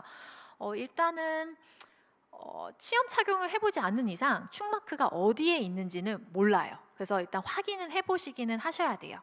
근데 이제 호주 시스템이랑 한국 시스템에 좀 차이가 있다면은 호주는 이렇게 좀 검안 시스템에 이제 컨설팅이라는 시스템이 있잖아요. 그래서 예약된 그 시간 안에 이런 것들을 확인을 해서 렌즈를 처방하는 건데, 반면 한국은 주로 이렇게 많이 빨리 왔다 갔다 하시는 고객분들이 많이 계세요, 매장에서. 그래서 이런 검사를 못하는 경우가 많아요, 현실적으로 봤을 때. 그래서 이제 제가 말씀드리고 싶은 거는 이런 클레임이 발생할 수 있다는 점만 고려하시면 될 것 같아요. 그래서 대부분 매장에서 어떤 경우가 일어나면은 이 제품을 사용했다가 A에서 B사로 바꿨는데 B를 똑같은 도수를 착용했는데 여기서 흐리다고 했다. 그럼 B 제품이 안 좋은 제품이네라고 결론을 내는 경우가 많아요. 근데 그런 결론을 내기 전에 제품을 내가 바꿨기 때문에 축마크 방향이 달라서 도수가 좀 변화가 됐겠다라는 거를 먼저 인지를 하시고, 그 다음에 그거에 따라서 알맞는 이제 처방법을 정해서 처방을 해보는 게 어떨까 이렇게 생각이 듭니다. 혹시 여기 뭐 추가적인 의견 있으세요? 다른 건 없고요. 근데 이게 우리가 추석 회전에 뭐 여러 가지 얘기를 했었는데, 마이데이 토릭 같은 경우에는 정말 한 90% 사실 6시에 와 있긴 해요. 그래서 약간 쿠퍼비전을 믿고 약간 믿음으로 가는 거죠. 6시 방향에 올 거라고 믿고 그냥 안경 도수로 주문을 하시고 그 다음에 확인하시면 될 것 같습니다. 네, 감사합니다. 오늘 선생님께서 굉장히 좋은 정보 전달해 주셔서 감사하고요. 오늘 Q&A 세션은 여기서 마무리하도록 하겠습니다. 감사합니다. 감사합니다. 네. 네, 다양한 질문해주신 그리고 성심성의껏 답변해주신 강민지 과장님, 이석헌 검안사님 감사드립니다. 이른 아침부터 함께해주신 분들께 감사 인사를 드리며 마이데이 토릭 잘 부탁드립니다. 감사합니다.